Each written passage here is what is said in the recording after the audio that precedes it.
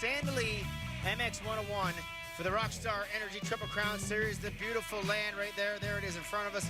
Ryan Gauld, Kyle Thompson in the booth. Fox Sports Racing Live coming at you, Kyle. It is hot. It is balmy. It is sweaty. All of the above. All of the above. We got towels in here, try to stay, dry off and stuff like that. Stay cool. We got a breeze coming, a slight breeze under this tent here. But we're in the elements with these guys. We're suffering with them, and it does feel good. There's a nice little breeze coming in now, Goldie. So we're feeling good now. I like the breeze coming in right there. Great shots of all our red plates. Double red plates in the 450 class coming in here this weekend with Rockstar Energy. Hey, everyone. Welcome. OTSF rider Phil Nicoletti. And then, of course, Colton Fasciotti, who has held it right since round one, my fault. Brought it your to brother was tied with him then. So there we are on screen. Ryan Gauld, Kyle Thompson. And round 5 just outside of our nation's capital here, Ottawa, Ontario. We're all about politics. That's all it is. We're talking nothing about politics because we're near Ottawa. And the politics right now is trying to figure out what kind of tax that we need to put on top of the Dylan Wright machine to slow him down. We just watched our 250 moto, and Dylan Wright was 10th on lap 1 and then first at the checkers. I think he needs to make it interesting and start from dead last. The fans deserve that. He's been decimating the field. He started from about 10th there, that first moto we just watched, and he got up to first, no problem, and took the win. So getting ready for that 450s now. Take a good look here for some qualifying highlights. There's your man right there. He was the fastest rider, Honda Canada GDR Fox Racing rider. Dylan Wright was the fastest once again here in at Sandali. Now, not a surprise. No. Not a surprise at all. This guy now, too, back-to-back, Kyle. Yes. The GDR boys, Smart Top Bullfrog, Honda guys, they got something going on right now, man. They are clicking. Yeah, they're doing something right there. Ryan Dowd on screen. We actually caught up with Ryan Dowd early on, the MXP hard charger from last weekend. Oh, maybe we might not get to that clip yet. Well, I thought we were going to put that clip on. We showed him there, but he did win the MXP Hard Charger Award. And he's up here with Daddy Dowd. Big John. Okay, now we're going to do that MXP Hard Charger Award with Ryan Dowd. Hey, everyone. Welcome to another MXP Hard Charger brought to you by Roos Factory and Hoosier Off-Road. I'm here with U.S. rider Ryan Dowd. Ryan, last weekend, 10th overall, Gopher Dunes. You didn't do it the easy way. You did it the hard way. Charge from behind. Great motos. How did maybe take us through how the motos went? Yeah, I had kind of a crappy start in the first moto, then got caught up in another pileup, so it just kind of went downhill from there, but I charged back to 12th, so that was okay. Second moto, I had a great start. I was in like 5th coming around the first turn, and me and Moffenbauer came together over the single and went down pretty hard, but luckily I wasn't hurt, so yeah, man, got back up and just put my head down. I was so angry, man. I just having bad luck all weekend. So yeah, I just pushed back for a 10th, and yeah, made it happen. Well, sometimes riding angry is a good thing. I think at a track like Gopher Dunes, which obviously takes a lot of effort, any little extra thing you can draw from is good. You're a sand guy. You like sand, obviously. You got a good technique in the sand. Take for tomorrow to not just repeat that finish, but maybe even do a little better. Honestly, I think I just got to try to almost get as angry as I was last weekend, man. I got to push as hard as I did last weekend. Just try to make it happen. I really want to try to get good starts because I felt like I could have ran with those guys last weekend, and I got it cut short. So I feel like as long as I get some good starts this weekend, I feel like I can run with those guys and make something happen, make some noise. Awesome. Well, I mean, we look around, we see, big rigs, factory teams. This is not a factory effort by any means. Got your Suzuki. Your dad's helping you out this weekend. This is really what motocross is all about. This is grassroots. Yeah, man, I'm doing this pretty much all on my own. I mean, I definitely got a lot of great people behind me. There's really too many to thank. I appreciate everybody's help a lot. Yeah, man, I had to drag my dad out this weekend because I couldn't find a mechanic for this weekend. So he dropped everything for me this weekend. He put his work on hold, and he came out here for me, so I can't thank him enough. And yeah, man, everybody on this bike, they're helping me out a lot, and I can't appreciate it enough. Awesome. Well, you know what? Stay hydrated. Have a good day tomorrow, and good luck. I'm Chris Pomeroy. It's Ryan Dowd, and that's been another MXP Hard Charger. Good job, Chris Pomeroy. And there's a shot right there, number 39, MXP Performance Magazine, the official magazine of the Rockstar Energy Triple Crown Series. Great shot of the 39. Yeah. I don't see... He's just back in behind there. I was going to say. The junkyard dog. You know what's funny? These guys, did you see them walking the track yesterday? Yeah. They look like they should be going to like an Olympian weightlifting maybe competition. a UFC fight. Oh, man, my they're God. ripped. John is going to be joining us at round 7. Yeah. Deschambault, riding at 50. I think he's 54. Holy. 54 years old. And we told him we'd help him out. We let him go in A practice. There you go. We told him we'd help him out. It's always good to He's see those earned it. guys, and they usually get out and practice together, put heaters in, and it's we've seen it last year at Deschambault, so it'll be cool to see Dowd. I think he's got an honorary A practice for life here in Canada because, hey, he's a legend. We can do that. And there it is, the number 1 plate right there, held that red plate all the way from race number 1 in Calgary. Man, it has been a long year so far. Got the Arena Cross Series out of the way. We saw Dylan Wright and Cole Thompson take those championships respectively. Here we are now in the MX Tour portion style of things. Your bro's got his gloves off right there. Is he sweaty palms? He's sweaty palms. Sweaty He'll palms. Okay. dry those things out. That's probably a fresh set there. He gets off hot lap, switches those out. Oh, does he? Yeah. Mac Island used to do that all the time, man. Like, you sweat that much, your gloves get soaking wet. I've never... Yeah. That's just a thing, Few I guess. people. There's lots of pores, right, coming I know, out of and your, I tell him, hands, right? I'm 1 glove a day. Like, I can go through the whole day, 1 set of gloves, fine. He's going through multiple sets. You there. fix your hair more than your gloves. Yep, is there what it we go is. to. Exactly. It's right there. Yep. All right, look at this little Nicoletti fan right there. You got the jurors going, ready to go. Good shot of the 519 Josh Cartwright up here for the PRMX team. Trains out of the Carmichael camp, so we'll see what that guy can do there on the Team PRMX. The lovely Rockstar Greta going across right there. And a good shot of our boys. This is it. This is 30 plus 2 here, Kyle. And I'll tell you what, it definitely feels like about a 42, 43 degrees right here. I put that in the American terms for our Fox Sports Racing Live American friends out there. Oh, you got to go 42 times 2, so you got 84 plus 32, so it's hot. It's hot. That's what that adds up to. It's hot right now. It is hot right here. We're getting ready to go. 450 Moto number 1. Our hot lap is done. The boys are stretching tonight. We're just waiting to see who is, or wait for Kanger and the Rockstar 30 board to get put to the sky, and who's going to grab that roadistributing.com hole shot. So, are you a betting man, Kyle? Like, would you? I would never bet against the number 800 of Michael. Okay, so should we bet on who's going to get second on the hole shot here? Is that a thing? Man, I got second on the hole shot, man. I got second on the hole shot. You know who's been strong is his teammate, Colton Fasciotti. We've seen him jump out there early in both motos last week. Cole Thompson actually 3 hole shots this year in the outdoors, and that's his first 3 hole shots as a professional rider at a national. So he's been good on the gate. One person that does need to get a start is the number 54 of Nicoletti. Yes. He kind of seems to be fighting from behind every moto. So I would not bet for him to get a hole shot, but maybe get up there and make life easier on him as a 30 board to the sky, Goldie. The lovely Rockstar girls and the sort of lovely Paul Kingsley getting ready to go. Here, as my boy Travis used to say, he's from Rotten, England, and has been knighted. I feel like Colton's got a bit of an edge here. Nothing against the 196 there. I think that's Weber. No, who's one? That's Chase Marquis. Sure, Chase Marquis right there. But I feel like Colton's got to feel pretty comfortable being beside him. Doesn't know who he is. I feel like I can get the jump and really control that inside. Here we go. The board is sideways. The heads are down. The gate is down. Who's going to grab that roadistributing.com hole shot? Fasciotti got a great jump up the inside. Cartwright. Josh Cartwright up the inside right now is going to get the roadistributing.com hole shot on the Kawasaki team PRMX ride. Yeah, so great start by him. Fasciotti, Gerke, and the young Sam Gaynor there. So Nicoletti up there on the outside as well. So we did not see the 800. You bet me there, Kyle. I heard you bet me there. So it's Cartwright leading the way. This has got to feel good. Cartwright's been doing a local Arena Cross Series, Supercross Series in Quebec thus far this year for Team PRMX Kawasaki. Adding graphics and strict gear backing him up. Little stab. He's all right. I got a feeling that he's going to have a hard time hanging on to this. He hasn't done some outdoor racing in a while. Yeah, and it looks like I just seen my bro late in the moto. He must have got hung up at the first thing. So he's back at the pack, the number 16, looking to put a charge on here. But already, Fasciotti, we've seen him win here last year. He's going to want to try to jump out here, get by the PRMX rider, and get away from these guys. Yeah, Fasciotti's going to try to make a quick move, and here he goes already trying to make something happen into the rocker section. Double, pound. He's going to go to the inside. Oh, look at him slide that in there.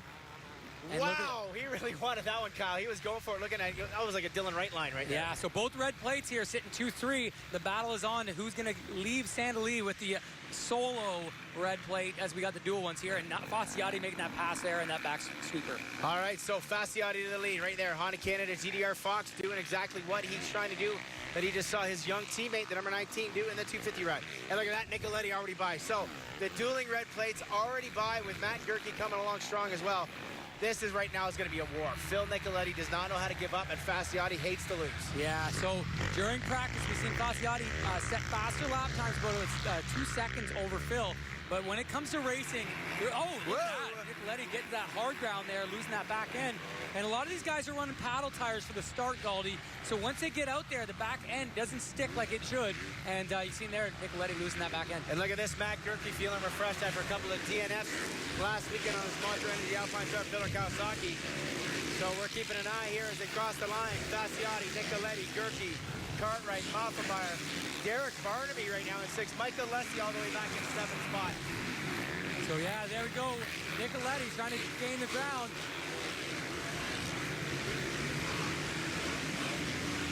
Coming by the stripe there. Looks like Cole Thompson back up to 24th. He was dead last there, Galdi, so he's making up some room already. And this is not where he wants to be in this title hunt. 25 points down off these leaders. Fasciotti already stretching out about 6 bike lengths, maybe bucking a second and a half right now. All the top players up front except for our Cole Thompson. And we looked at Sam Gaynor there was up front. Now I look at him across the lap at 16th. So Sam Gaynor must have had a mistake on that lap. And Ryan Dowd at 21. So a few of our key players got a bit of work ahead of them. Yeah, so Colton Fasciotti, our Canadian champ and Canadian rider out front of these two Americans. We got Phil Nicoletti and Matt Gerke, and both very good in the rough stuff, sand. Matt Gerke prides himself as a sand rider, and you can see him wheel tapping through those real fast in that back section. I've seen Fasciotti do amazing things here before at Saint Denis, and you got to think he needs to have a bit of a rebound. He was not obviously happy with his results. Like going 4-4, it's not horrible. I'm sure both me and you would be, heading out for a night show there, have been soaked on that. But this guy not happy with it. He needs to rebound. How important is it for him to hold on to this lead right now? Except he's got to do it for the entire moto with Phil Nicoletti right in his tail. He's got a long moto ahead of him, Galdi. He's got a good 28 minutes to go as we're just getting ready for that next lap to go by here. And Phil Nicoletti, and it looks like Gerke's kind of a little bit smoother, a little bit off the beaten path lines here. So let's see if he can make something work and get around Nicoletti. All right, so 1, 2, and 3 have already pulled away. You got Moffenmeyer in the background sitting in that 4th spot. So Josh Cartwright starting to lose a few of those positions that he earned after getting that rotoscribbing.com hole shot here in moto number 1. Over the finish line we go. So looks like Nicoletti setting the fastest there, but everybody within half a second, and slowly behind them, Moffenmeyer just losing grip of those leaders. Look at this, Gerke trying some outside lines here, trying to get that drive on the Monster Energy Alpine Star Pillar Kawasaki. The rider's heading to that outside line, trying to get a drive here up over that jump right now. It's funny, that jump does not look big for these guys, but it gets rutted and gnarly as it goes through. So we're going to look for Cole Thompson just going over. Wow, he passed 8 riders on that lap now. Yeah, so he's struggling, though. 2:10 lap time. He's got to go by a lot of guys that are going to slow his pace to be able to get into that top 5 and gain some valuable points. So he's got his work cut out for him. But right now, Fasciotti kind of has that about maybe half a second lead over Nicoletti, and it doesn't look like Nicoletti's able to close any room so far. So we're going to see as these laps click off, if Nicoletti can find some more speed to get up on the backside of the number 1 machine. Yeah, almost like that first moto we watched. Rensland kind of just sort of sticking there, and he commented on the interview. I'm not sure if you heard it, but he said, I took too long to try to make a move on Tyler, and it ended up kind of biting me in the butt because when Dylan was there, I had nothing really left to kind of fight with him because I was sitting behind Tyler that entire race. So Phil either's got to make that move right now, but he's also got to play that defense. He's got it both going on, where Rensland in the first moto didn't really have that person right on that rear wheel like Matt Gerke is on Phil right now. Yeah, so it's exactly right. So Phil's got to play a little defense and try to be on the offense there, try to get around the champ. And it looks like he's got equal. Here's to go back to the start. RoyalDistributing.com hole shot. Looked like Gaynor had a jump, and no. Josh Cartwright, Team PRMX Kawasaki, ready to go. Gonna grab the hole shot here in moto number 1, and he's gonna go home with $300 courtesy of RotoShipping.com. $350. Oh, it's $350 now. Yeah, so $350 for Josh Cartwright. You'd think that you'd tell me that at round 1, Kyle. I'm sorry, Galdi. I'd like to see you suffer a little bit, and that's Canadian dollars for Josh Cartwright. So we'll see how that translates. About $5. Okay, up over the finish line one more time. These guys both 204, so they're dead even here. It looks like Gerke just a titch stronger, but a second apart for these top 3. Almost throw a blanket over it. It looks like Gerke's starting to push up on the backside of number 54. Look at this line right here. Oh, Phil. Whoa! Oh! Nicoletti goes down in a heap, and Gerke runs right into the back of him. Nicoletti's rad is Rick's being done. coolant. That bike is done. That bike is not going anywhere. Phil Nicoletti is done here in Moto number 1. That bike is definitely going to be DNFing. What a tough get off. And I'm not sure if it was from the initial crash or it was when Gerke slammed the side of him, but that radiator is gone. And Gerke, I want to say, was able to get up into that second spot still. Awful luck for the two of those guys who were on the backside Rockstar of Energy OTSF Yamaha ride of Phil Nicoletti having a big crash, a big get off right there, giving it up. And Matt Gerke right here. Phil Nicoletti's rad is punched. He is definitely going to DNF this moto, Kyle. Yeah, so, man, it's got to feel weird for Colt Fasciotti having 2 fire breathers right behind him. And now he can't hear anybody. He looks back. The next person he sees is Moffenbauer. Let's take a look at this, Kyle. Look at this. He drops that front end. Watch it. Gerke had nowhere to go. Nowhere. Luckily, Gerke hit him with the front wheel on the front end of that bike, but you can see here as he gets up. Oh, we're going to lose it there, but you saw the coolant just pouring out of that thing. Out of there. So, yes, and you could see that Fasciotti actually seen that in the foreground. He kind of took a peek over. So he knows he's got clear track. He's running a faster lap time than Sean Moffenbauer, who sits in second, who's about 10 seconds back. He's got clear sailing. There's Sean Moffenbauer sitting second. Look at Moffenbauer here. This is, hey, sometimes you need a little bit of a gift to kind of get your ball rolling, but a second place here in this moto could be amazing for our their third. You just seen come in this camera shot was Matt Gerke. So Matt Gerke into third, where he sat before. He might be able to make a charge here and catch up to the likes of Sean Moffenbauer to get that second spot again. Yeah, if his bike's not banged up. And look at Cartwright's hanging in there right there, too. So Josh Cartwright's still doing a great job. Oh, sorry, that's Alessi in there. For a rider there. So Alessi, is that Alessi in front of Gerke? Sorry, I didn't see that. It is Alessi. So Gerke's now back into 4th position. And we just saw, so Fasciotti just crossed the finish line. Look at that, does a 2:04.48. Moffenbauer into that second spot, does a 2:06. Alessi 2:05. And Matt Gerke obviously a 2:17. Cartwright, and looks like we're going to have Chase Marquier right now sitting in that 6th position. So a great spot for him. Jean-Christophe Peugeot, Cade Clayson in 7th, Peugeot in 8th, Liam O'Farrell 9, and Keelan Meston in 10. And here's, coming by the stripe here, Nicoletti still able to keep that bike running. I can't see it on camera, but behind us there, Galdi, it looked like he wasn't smoking, so maybe we just, I don't know. It looked like a lot of antifreeze that came out of that, and especially as hot as it is today, the bike's running as hot, it's going to be tough. Smell right now. Smell it. I can smell antifreeze as Phil went by. That bike is not going to last this moto. Unfortunately, Phil Nicoletti will probably DNF. He has no idea right now. I don't even think his mechanics would even know. And he's got to see that the radiator by his knee would be tough to ride with. There's Matt Gerke on camera. And Josh Cartwright here on the Team TRMX Kawasaki strict gear, still battling with Gerke. And Gerke probably he's got to have a bit of a twisted front end on that one thing. He center punched Phil Nicoletti. And we've seen that actually with a lapper out in Minnedosa. He's very strong on that front end to center punch these guys. And yeah, he's got his work cut out for him to try to catch back up to Alessi, get into that podium position and gain some valuable points. As we've seen last week, Gerke had 2 DNFs, so that really took him out of this chase for the points. So every moto kind of counts as, hey, it's a new race. I'm going to try to get up there on the box. I'm going to try to put my sponsors in the forefront and make it look good for the Kawasaki. There we have, as we try to the front. Here it is, Honda Canada, GDR Fox Racing, Colt Fasciotti. Maybe a gift. But you know what? You got to put yourself in those good positions to get those gifts, Kyle. And he put himself into the lead early on. And unfortunately, Phil and Matt Gerke go down.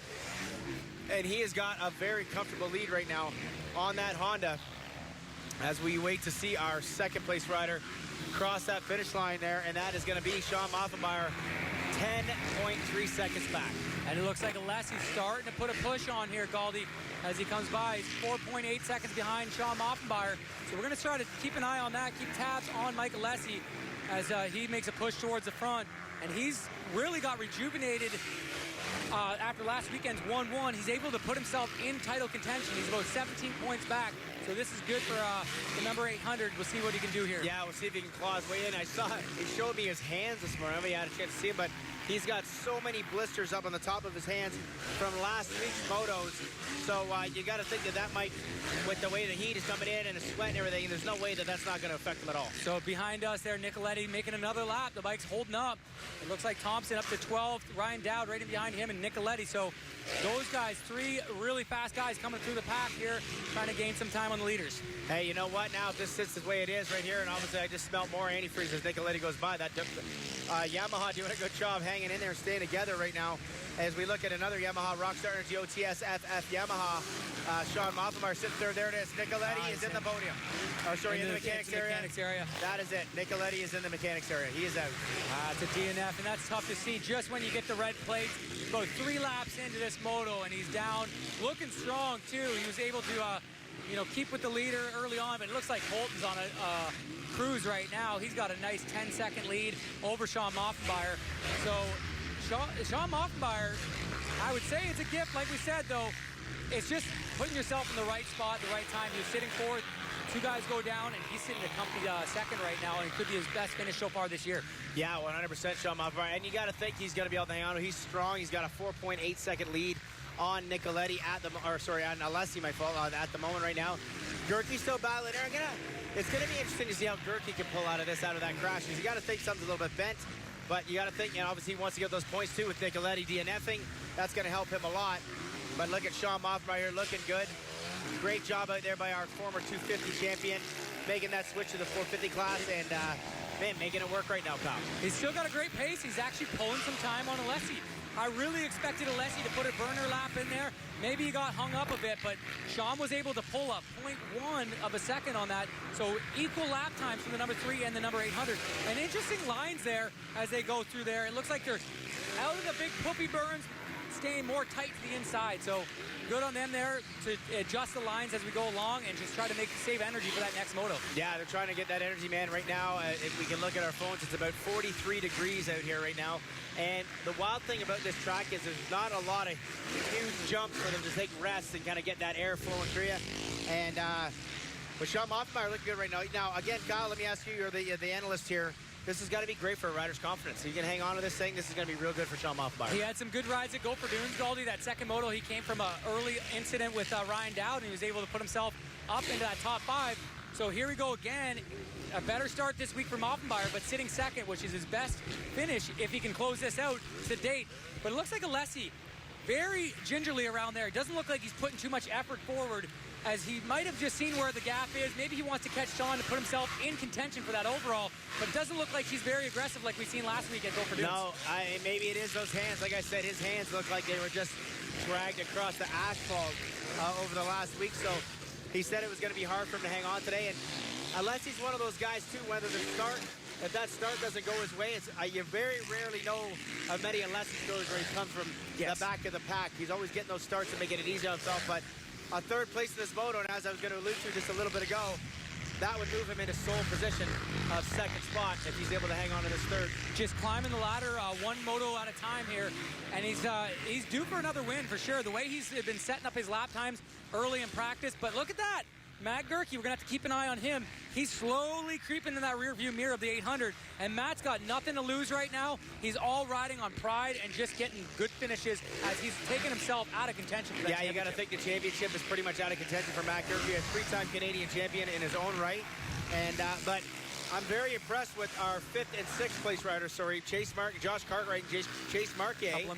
Couple American guys coming up here and showing their worth, man. Getting that start, getting a little bit of a gift, opening the doors and getting their belief going right now, and that's awesome to see. So we'll keep an eye on those guys right now. 5th and 6th, Kate Clayson in 7th, Keelan Meston in 8th, John Christophe Peugeot, and then Liam O'Farrell. And everybody, if you look at the time and the gap between everybody, Kyle, everybody's got a bit of a cushion right now. Yeah, it's that time in the moto where it kind of like spaces out. There's about 3 or 4 seconds, sometimes 5-second gap between riders, and that's where you kind of like, you just got to keep an eye over your shoulder and keep an eye in front of you. If you're gaining a little bit of time, maybe spend that extra energy early on in the day and then get that extra position for a better overall.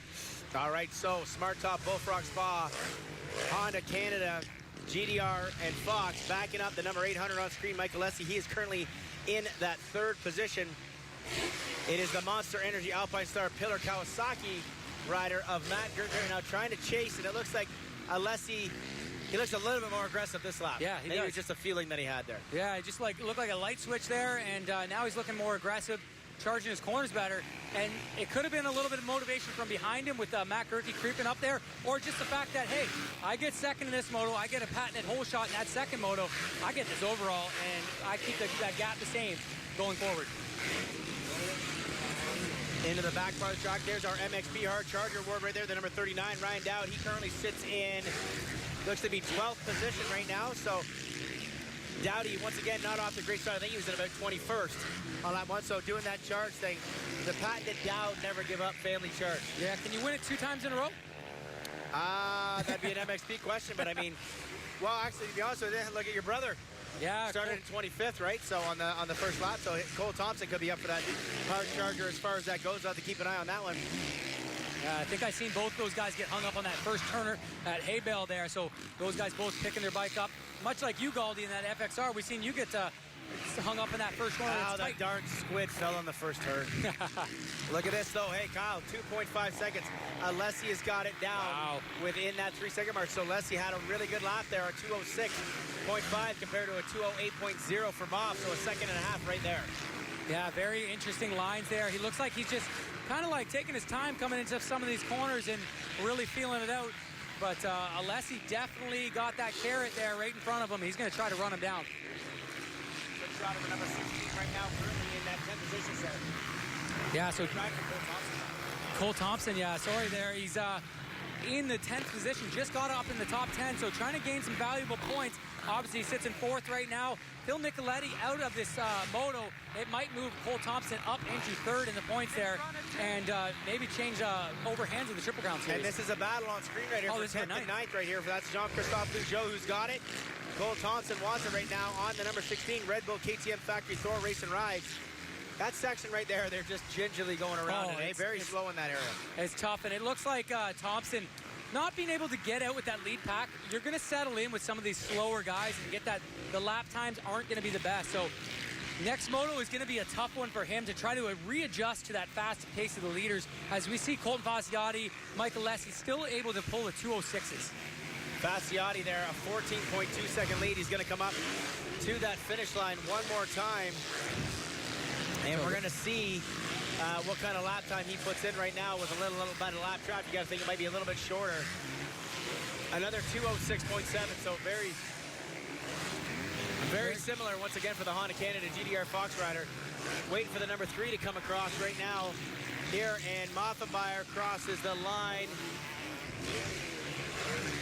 Doing a 2:08.4, Alessi at 2:06. Alessi's all over him, Kyle. That's the battle. The battle is on for second place as they head into the mechanics area. So it might be another GDR sweep here as we get closer to the end of this moto, Galdi.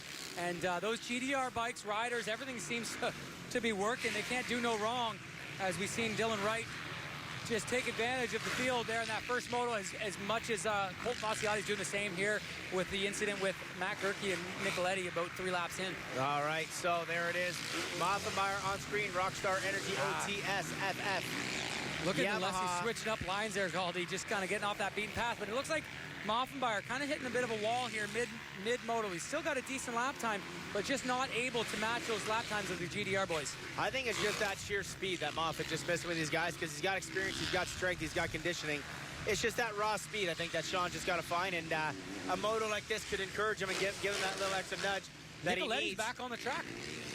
Nicoletti is back on the track. I just seen him go by the finish line. I don't know if they did a rad change or what they did. Maybe he blew just a rad line and they just put the clamp back on. I just seen him behind us go by the finish line. Wow, okay, that is an interesting move right now. He looks to be in about 39th place. He's only got 6 laps in, so he's 3 laps lapped. It'll be very, very hard, I think, for him to get into points, but you never know with Phil. He's a charger. But on screen right now, look at the battle here, Kyle. The 800 is all over the trees. He's going inside. Has he got the move right now in the trees? No, Moffenbauer shuts it down. Look at Alessi, and there you go. He's got the carrot. He's right there now, and he's going to want to make this pass. Like I said earlier, he puts himself in second. All he needs is a whole shot in a good moto like we've seen at Gophers, and he can get another overall. And there it is. He's got the pass, the outside line. He makes it work, the 800, carrying the speed, moving himself into that second spot. Smart Top, Bullfrog Spa. Mike Alessi with support from the GDR Honda Canada Fox Racing team up here in Canada right now, turning his series around. 1-1 last week, sitting in second this week, making the pass on Moffenbauer. Moffenbauer not giving up, though. Seen a line trying to get back by Alessi, and this might be the spark that Moffenbauer needed to get going again. They're dealing with a lot of lappers. Anything could happen. So have an eye for the number 3 to try to come up and try to put a move on the number 800. That 170 lapping there. 25th spot. 25th spot Josh right now. getting past there. So, yeah, 20. They're getting up through the pack there, Galdi. Usually these guys, you get about top 10. Oh, stuck that rut. Here we go. Moffenbayer's got the drive, but everybody's funneling into this inside line right here, Kyle. Nobody's taking anything different. Trying something a little bit out of the ordinary. That is the safe line for the racecraft right now. And Alessi's got the control of it to start off here late in this second moto. That was lap 10. Lap 10, they just clicked off that second moto right there, or sorry, that lap. And so you got to figure they just reached around, or just they're well past that halfway point. 22 minutes, I would say, Galdi. So they got about 8+2 left. And just lots of time for Moffenbayer to pick up the speed here and try to go back after that second place. All right, so Sean Moffenbayer got the bit between his teeth here, trying to close that gap on the 800. And lap traffic is becoming a big threat out there for all these guys as you can see through. There's Nicoletti going by Bugeaud. 207 for Nicoletti. So he went in for a quick tire change there, and he's back in the race condition speed, and he's motoring by these guys. He is going to pass a lot of riders, but Kyle, it is the question is if he can get himself up into point scoring position. Oh, so Alessi's starting to slip away from Moffenbayer, but yeah, so Nicoletti, he's down about 2 laps from actually getting some points here, Galdi. 25th and up is a point, and it goes up from there. So I don't think he's going to get a point here, but the biggest thing is to get back in that race shape. When you DNF a moto and you go back to the pits, you don't see how that track shaped up the last half that moto. So he's going to want to get his pace down and really set himself up for a good second moto. Fasciotti just dropped another 207.4, so a little bit slower that lap, but still able to edge away just a smidge from second place. Who's on screen, Mike Alessi right there. We're going to see what he does for a lap time as he crosses by at 208.9. So Fasciotti right now has a 20-second gap with about 10 to 12 minutes to go, Kyle. Yeah, he doesn't have much time left on the clock there, Galdi, so he's going to be looking for that 2-board to come out, but it's he can start conservative and be more energy aware, so he can hit the nice lines, get away from the chop. And look at Moffenbayer coming back there, so Alessi's not out of the woods yet. No, Moffenbayer's a warrior out there. You know he's never going to just let that thing go and allow him to have it easy. He's going to fight for every point, every position. And the wild thing about Moff is he only gets stronger as the day gets longer. So you're going to keep an eye on that 3 because you know he's going to chip away. And if Mike Alessi looks back and he sees him still there at another lap, you know he's going to be thinking about that instead of racing forward. Yeah, so he's got to keep his head up and look towards the front, but it's hard to see the lead paddle there. Like 20 seconds in front of him, his teammate is, so he's not going to be able to catch anybody per se, but he just needs to keep on clicking off the laps and keep the number 3 behind him. Phil Nicoletti is unlapping himself. He's down onto 8 laps now. He needs to get up to 9. Man, it might not be hard pressed for him doing 208 to see if he can get points here, Kyle. This would be an amazing ride. If he gets 1 point, does it make it all worth it? I think so. I think every point counts, especially in the long term of things. The Triple Crown Series, he's still got a lot of rounds left in that, and he needs to keep things tight there. Obviously, he's getting a little luck here. Thompson having a bad moto himself, buried in the field. So we'll see what Nicoletti can do. And it's just good for him to get that race pace. He's matching Colton Fasciotti's race pace, so that's huge for Nicoletti going into Moto 2. Nicoletti's going 20 to 25 seconds faster than all the riders he's got to catch up to here. So you got to figure he's going to be able to catch up a few of them here. But on screen, Honda Canada GDR Fox Racing Ride, Colton Fasciotti.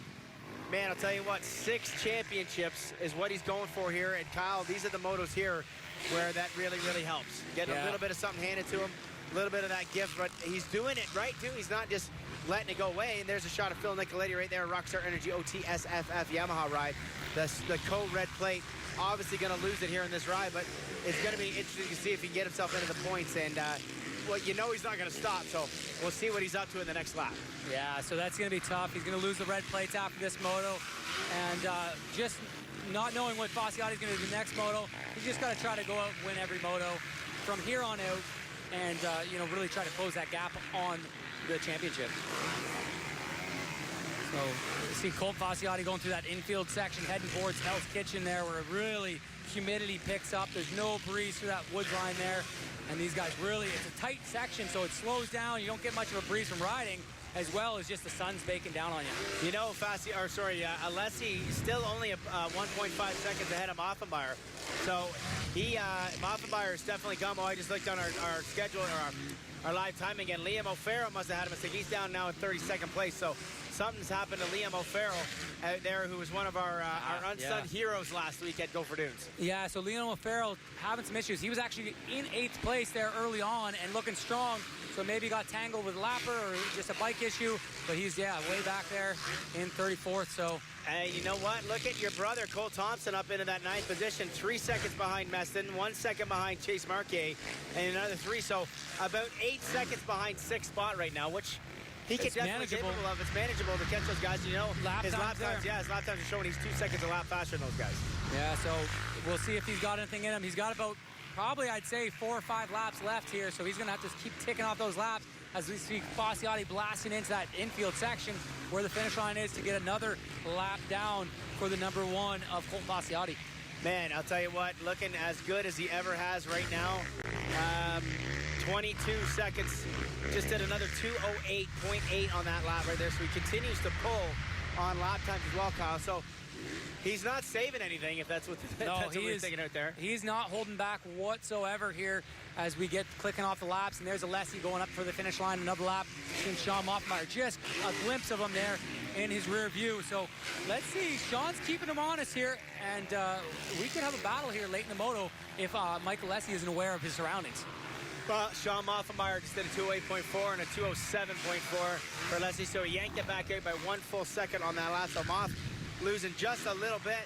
As you look at Alessi on screen, he looks very gingerly heading into that turn, but I think ginger riding to him is just regular riding, I guess, today, because it sure looks like he's making it work. And there's Gerke on screen, sitting in that 4th spot. We've seen him have the incident with Nicoletti right in that spot there by the FXR banners. In 4th spot, a couple DNFs last week. This is probably feeling like a victory right now, just getting through this moto and not having any bike issues. Well, especially if running into the Rockstar wall of Phil Nicoletti that stopped him there. Clayson just going over that finish line. And Cartwright still doing a great job sitting in that 5th spot all alone, 11 seconds behind Gerke and 14 seconds ahead of everybody else. So it looks 16 seconds ahead of everybody. Looks like Thompson moved back by Meston, on to Chase Marquier and Kate Clayson there sitting in 6th. Those guys are going to shape up for a good 3 or 4 way battle just in behind there. All right, Monster Energy Alpine Star Pillar Kawasaki ride of Matt Gerke right there on screen, currently sitting in 4th position. Like Kyle just alluded to here, kind of a rebound moto from last week's DNF right now at 4th.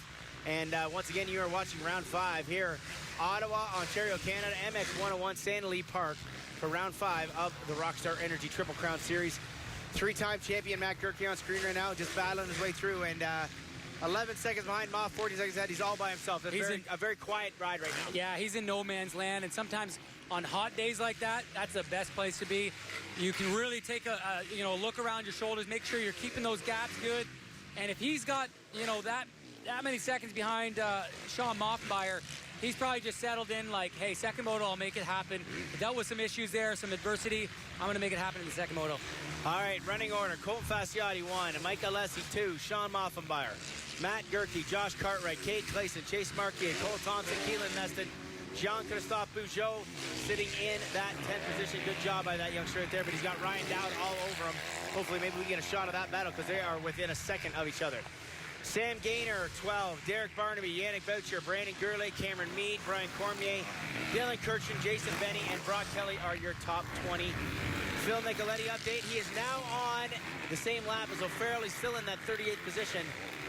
He's got to be getting right around those guys that he's chasing right now. We've got to be getting in there, I think.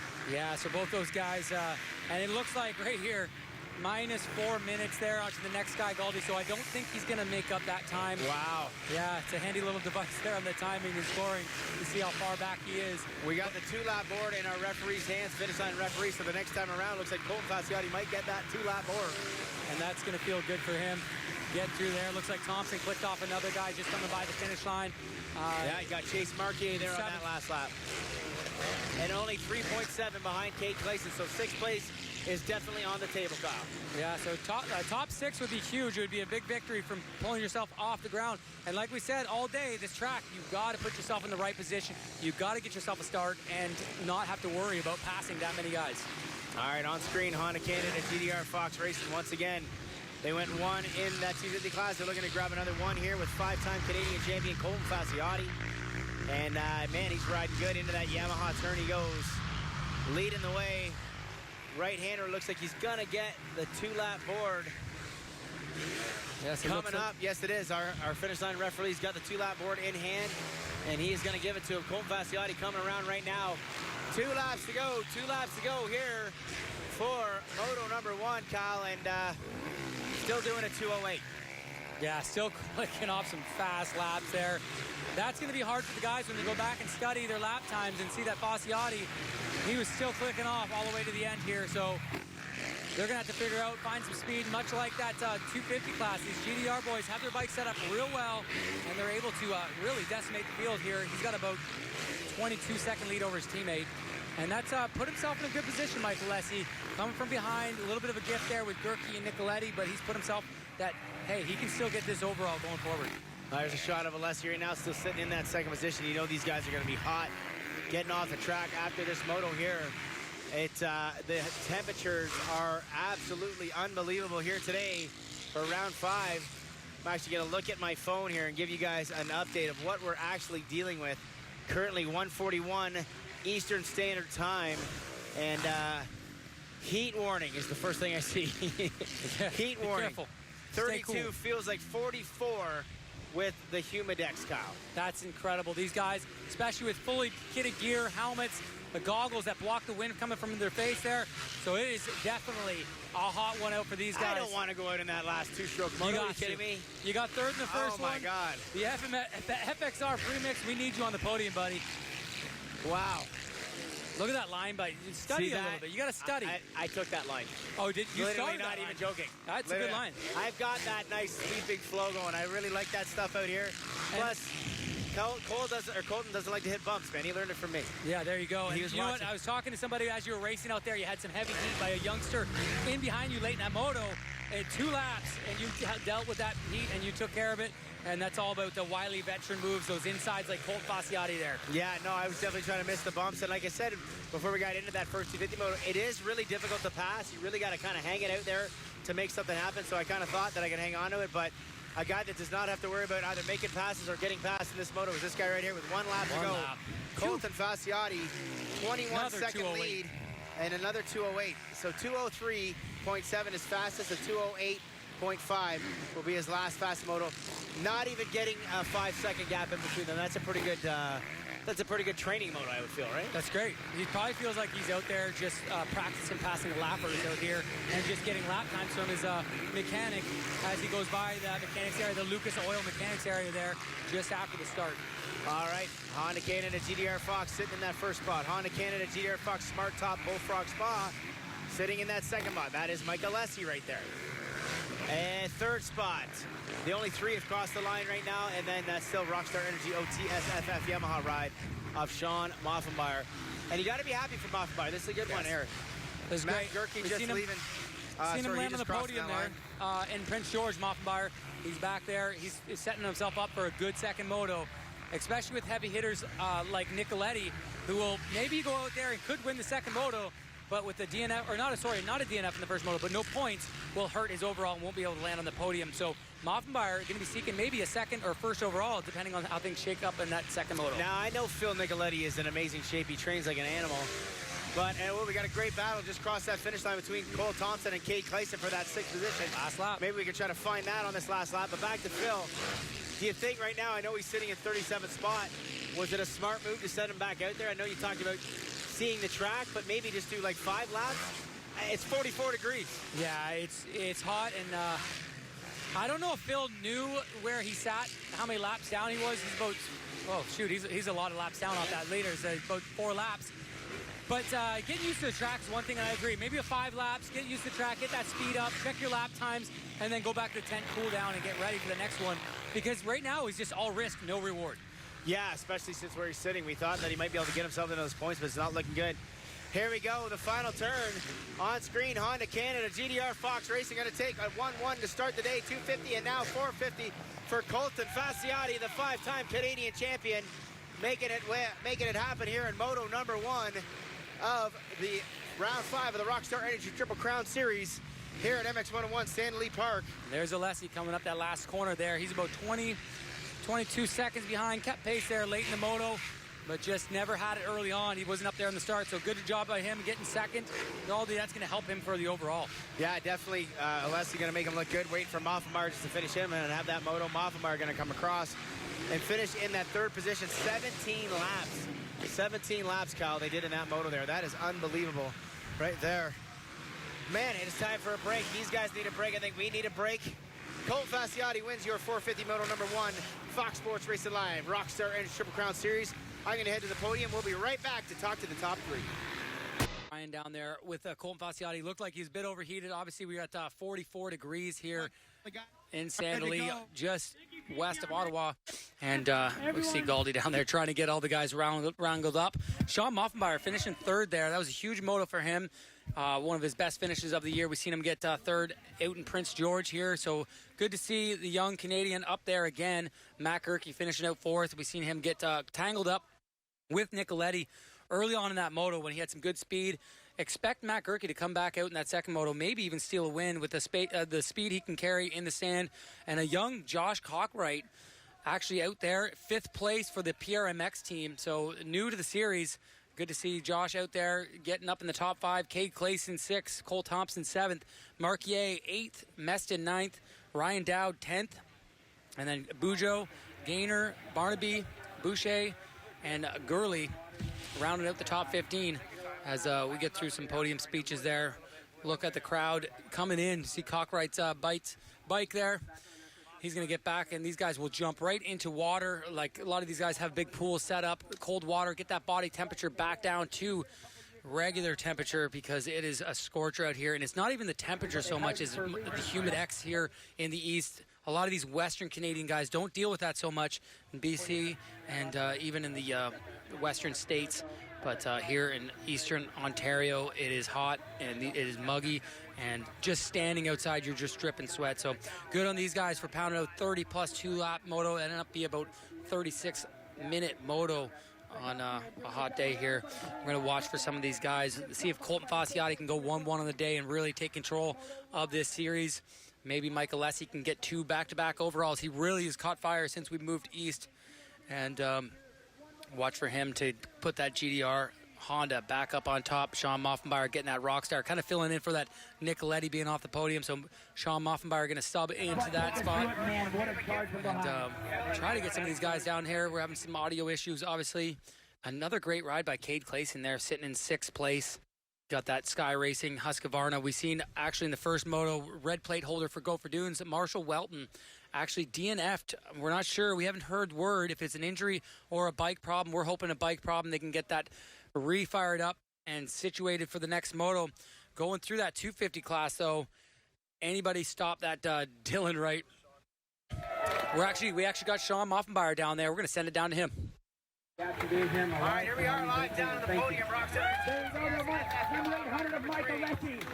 Everybody keep the energy flowing and the cheers high because we are going to bring up the red plate holder, the number 1 of Colton Fasciotti, your 450 Moto 1 winner. Okay, Colt.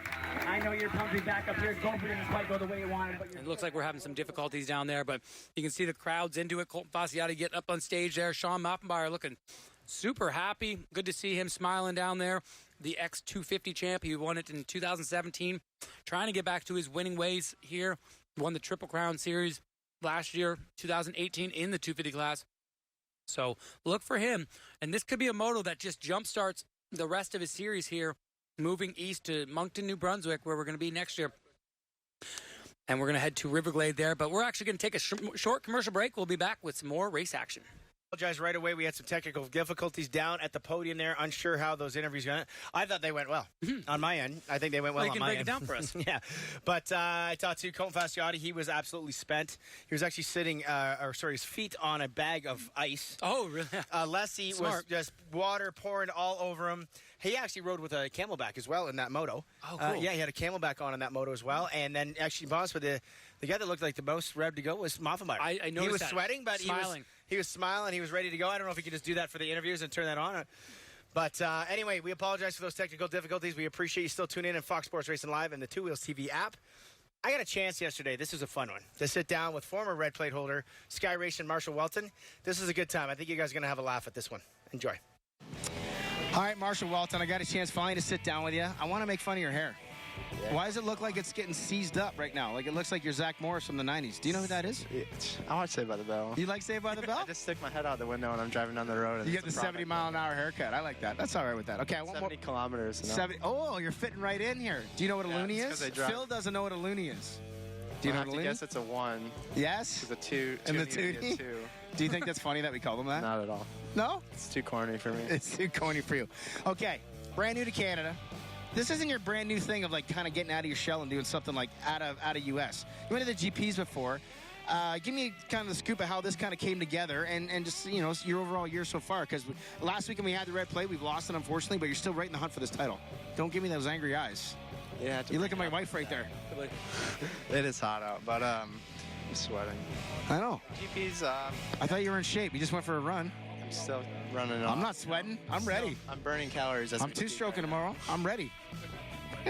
Need some redemption from last week. No, I want a bike. You did hit the finish line the second. I want a bike every lap too. Yeah. Every lap. I want a bike. Quit. This isn't about me. I want to talk about you. Okay. GPs to Canada, Sky Racing. How did this all come together here? Give me the scoop. Yeah, the deal this year came together. Eat your mic, man. Quit swinging it around. Pretty last minute.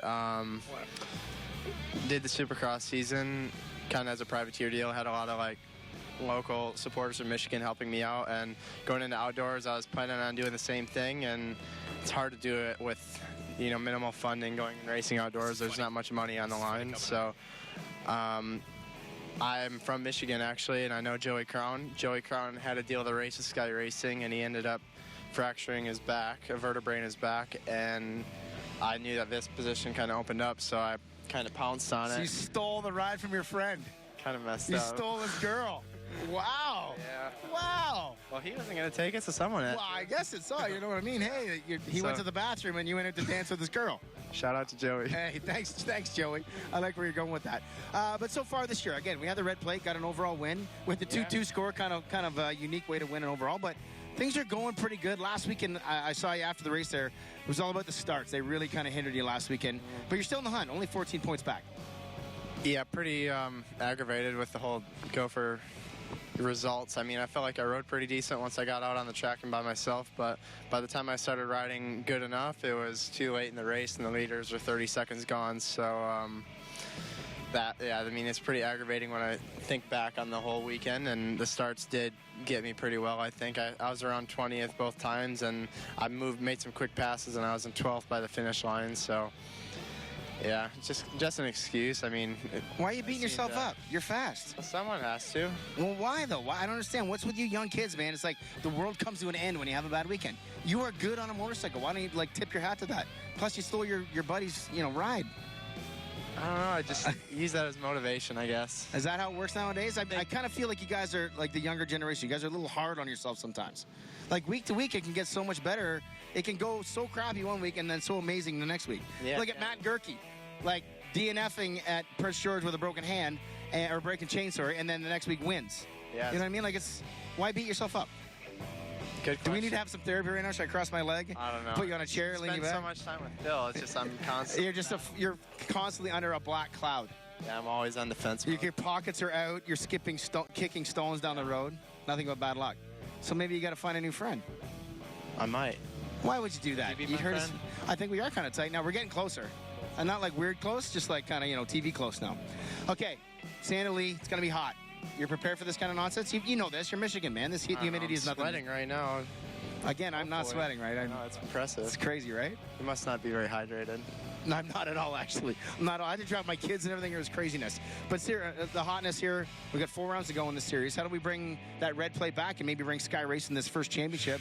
Because, I mean, it looks like the bike, everything it's there. Yeah, very How do you finish it off? With the team and the bike, pleased with everything. And, I can't really ask for much more with how everything's been going. But I think what I need to do is just finish in front of the 19 right now. He's had the most speed every weekend, so that's going to be the goal, to beat Dylan Wright. And I know it's like almost like a home race for every other guy here, because the 101 team and Tyler Medaglia, he's from down here, Medaglia and Wright, they're all from here, so they definitely got some time on this track. So adapting quick, and staying with the leaders and being there at the end of the moto, and hopefully I can be fit enough at the end of the moto to show my strength. Well, Canadians like to make things easy, but apparently we're not making it easy for you. Sorry about that. I didn't expect it to be Sorry easy, about that, eh? I came in with, podium hopes, so I'm trying to just maintain that podium goal for the season. So I didn't really have expectations. I just had the goal of trying to be on the podium as much as I could. So, I'm still looking for that first moto win, and hopefully I can find one at least before the end of the season. That'd be cool. Not if you keep hanging out with Phil. He hasn't won that many, has he, either? No, he hasn't. Yeah. You rub that in his face? I would totally rub that in his face. He always take that finds red a way sticker to that you get had and leverage just on kind of it, like, because now he's got it. But I mean, he kind of handed it to him last week, and he hasn't won it overall. Tied, he's not. But that doesn't count. That doesn't count.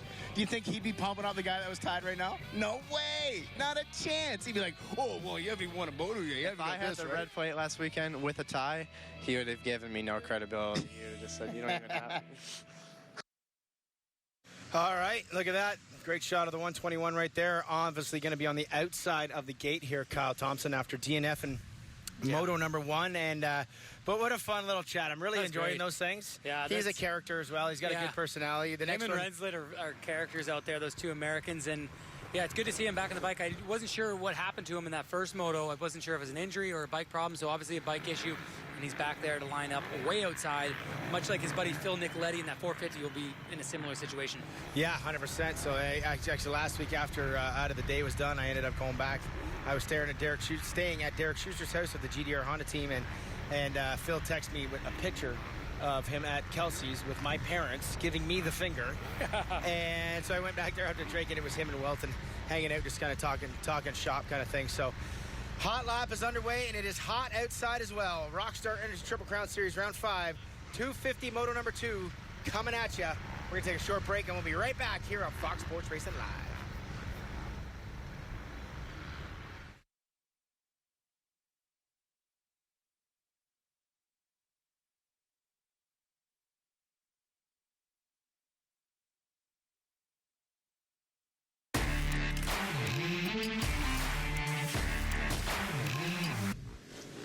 All right, here we are back, Fox Sports Racing Live. And look at this. Davey Frazier's got the inside gate, Fox Sports Racing fans. Carlson Racing Husqvarna, the number 11 bike. Great look there at Tyler Gibbs as well. Young kid out of BC getting hot. Welcome back to round 5 of the Rockstar Energy Triple Crown Series. I was trying to OTSF Yamaha there, get them all mixed up going on there. Seen those boys ripping? Yeah, I've seen them guys going on right there. The boys are just getting back into the gate here. The hot lap is finished, and going to be another barn burner motor. There's Parts Canada's own right there. Thor official rider, Red Bull KTM factory Thor guy, Jess Pettis. That gear is nice. I like that right here on this hot day like that. Perfect day to wear the white gear. Seen back in the day, guys like Jeff Emming would wear that black cotton jersey on these hot days. That guy's oh my God, dude, the cotton jerseys back then were literally, they would suck the life out of me.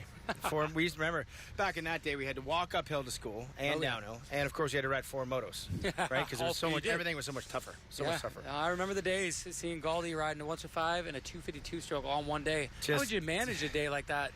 It's this hot.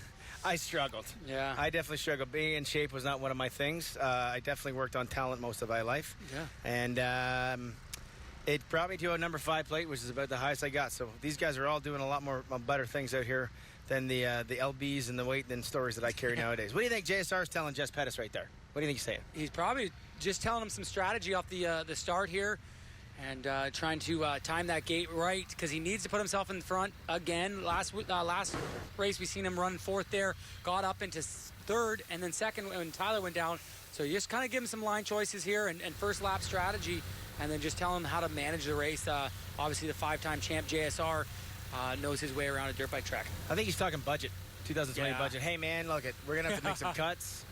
I'm going to have to tone things down here a little bit. I'm going to need to slow down. I don't want to pay you all these bonus checks, stuff like that. But gotta make you feel good getting advice like that. You say maybe if, like, even a guy like your brother comes into your ear and gives you advice, or a Colton Fasciotti, Mike Alessi, if they come out of their way to come up and say something in your ear, that's got to make you feel pretty confident as a racer, I would feel. Oh, but definitely. Anybody of those guys, the list of riders that you have in the 450 class, a lot of wily veterans, as we like to call them, just so much experience, and experience goes a long ways. These guys, teammates that you have that are older, like a Tyler Medaglia in the 250 class, years of experience, both Canada, U.S., all over the world. He can walk down and give advice to everybody on the line. Every single one of them. Yeah. So all right, good shot again there of Davey Fraser, Carlson Racing, Husqvarna. Davey, one of those kind of heroic sort of elder statesman racers out there, not having a great year right now. And last weekend, I don't know if he actually got any points, might have DNF, but wish him luck in this one here. The 345, is that Talon Unger? No, he's 325. 25 is Talon Unger. Sorry, I don't know the 345. We'll give him some love there. Wearing 100% goggles, FXR, and then of course Jess Pettis. Josh Osby there, who had a late moto charge. Yeah, the Z-Fielder right there on the 640. Tanner Ward, quiet fifth in that moto, got off to that great start. Maybe see if he can kind of, I want to say, find more in this moto, but I feel like how can you find more after what's going on with the weather and the heat and the track? Like the track itself doesn't look like what obviously last week looked like, but man, there's no resting point out here to find anything to get energized for that moto. No, and you got to put yourself in the right position, get out there, get a good start, because like we talked about Hell's Kitchen on this track and a lot of back and forth where you're very slow on the bike. Yeah, the heat will sink in on you, almost like coming to a stop. You feel the heat, the sun, but we're ready to go here, Galdi. Another moto in the starting gate. Yeah, RoyalDistributing.com. Hole shot coming up next here. Who's going to get it once the lovely Rockstar girls turn that board to 5? We get ready to go. The boys click it into gear. Watch their heads. Onto the gate it is. The gate is down. Who's going to grab that RoyalDistributing.com hole shot from the middle of the pack this time? No, 14. Oh, Tanner. Looks Forte. like Tanner Ward and Forte. Tanner Ward clearly getting that one there. Tanner Ward going to grab the RoadStreaming.com hole shot on his Red Bull KTM Thor Racing ride with his teammate right beside him, Tyler Medallia way back, Luke Renzlin way back. So those guys got Dylan Wright up front. Yeah, so Dylan Wright, a good start, not good for the competition. Whoa, Dylan Wright getting hung up there, yeah. So we'll see if he lost any positions on that one right there. But Tanner Ward, this is good for him. This is really good. Look at the inside there. They did some grooming, taking away that little bit of a cut line that formed over that last moto. And these guys, KTM guys, out front again. Good start, but Osby, finally seeing him up front. Yeah, Osby finally getting a good start. It's almost been since like Calgary that we've seen him at the top of the map here, in here. So, but right now, Tanner Ward's got that start. He grabbed that RoadStreaming.com hole shot. So we'll see how that keeps the play out. Right now, he's got a rear view full of his teammate, and then obviously Josh Osby. And we saw Josh Osby and Jess Pettis have lots of battles over the years as well, so we know these guys can win motos. Yeah, so this is a great position for Tanner Ward. He can hang in there, maybe some rough luck for some of the guys that were on the podium in the first one. He can find himself in the podium Look position. at this, though. The number one's got the drive here, a little scrubber. Tanner Ward hangs on for the time being, but the one of Jess Pettis is going to try that outside line and try to make a pass early on here in moto number 2. I like that line. Very smooth there, Galdi. And makes it work. Yes, he does. Wow, he had to take the long route, and it pays off. Right around the outside of that whole straightaway into that sweeper, and that's a tough corner to manage, and a good job by Pettis making that pass. All right, so Jess Pettis to the lead here on his Red Bull KTM Thor Racing before the end of lap number 1. Tanner Ward, the teammate, in second spot. And then I think it's still Sky Racing, Christophe Fortier, Josh Osby. My fault, Josh Osby. Right back up into that picture. CRT Club Redemption Traders out there right now. And then look at this. Here comes Dylan Wright. Look at him leaning in there, Kyle. Wow. He might be the only guy that has a lot of extra for this moto. He's going to go on the pass right here. Going a little sideways there.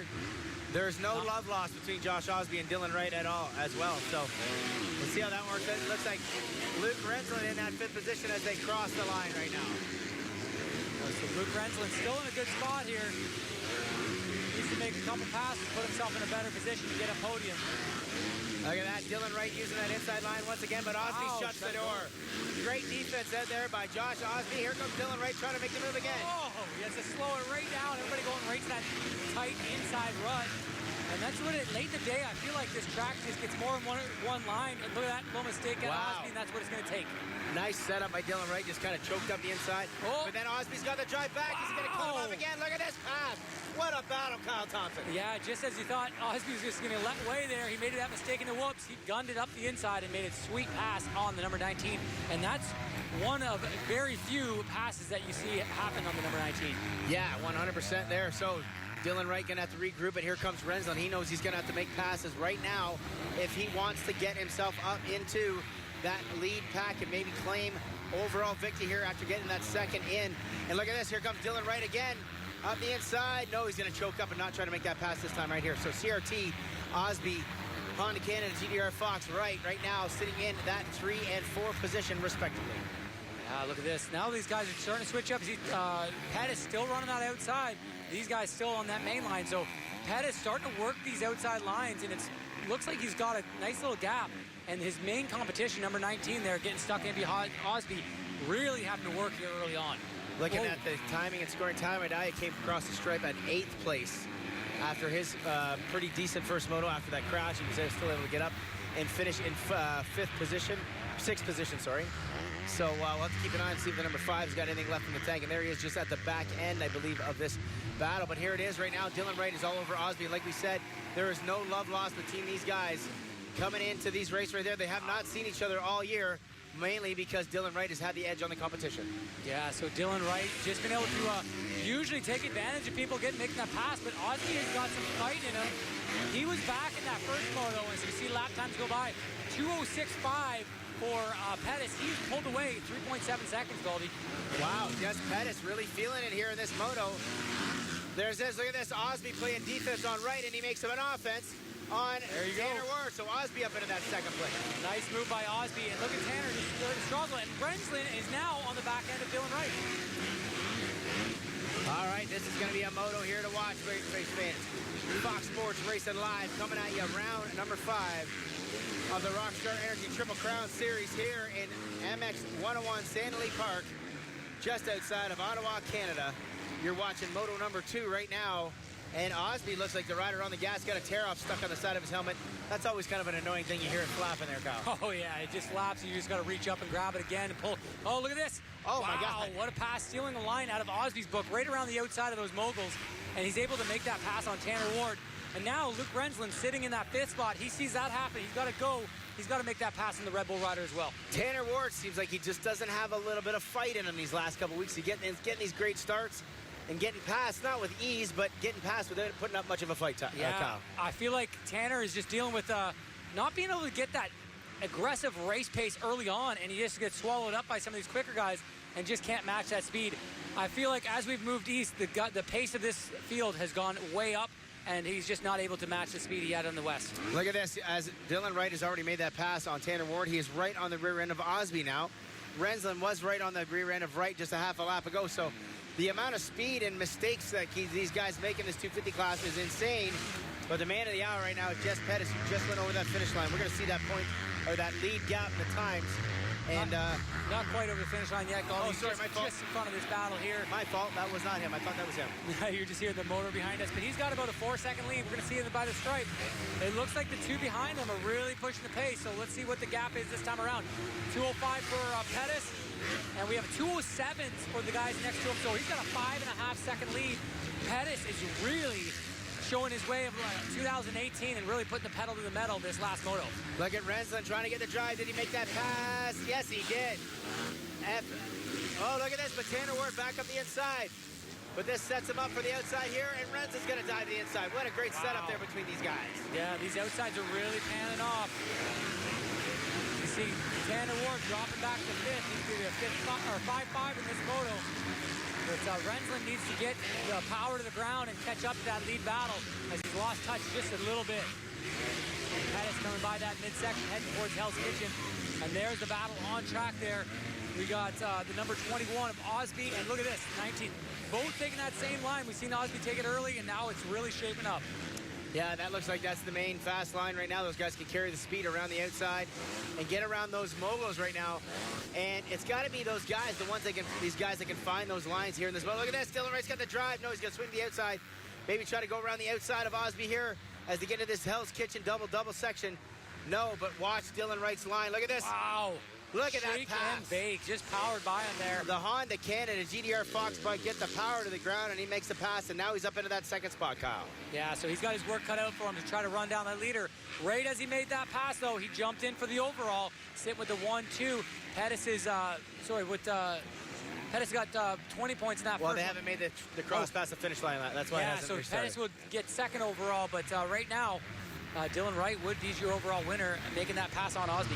So if you're Dylan Wright, do you go after this win, or do you sit back and just claim that overall? Does it matter? He's ahead of everybody in the points chase. How does that look in your head if you're Dylan Wright right now, Kyle? Overall is obviously where he wants to be. I feel like Dylan Wright would just, he wouldn't want to go out, not like, he's going to go swinging. He's He's going to go out there. He's going to put down the laps.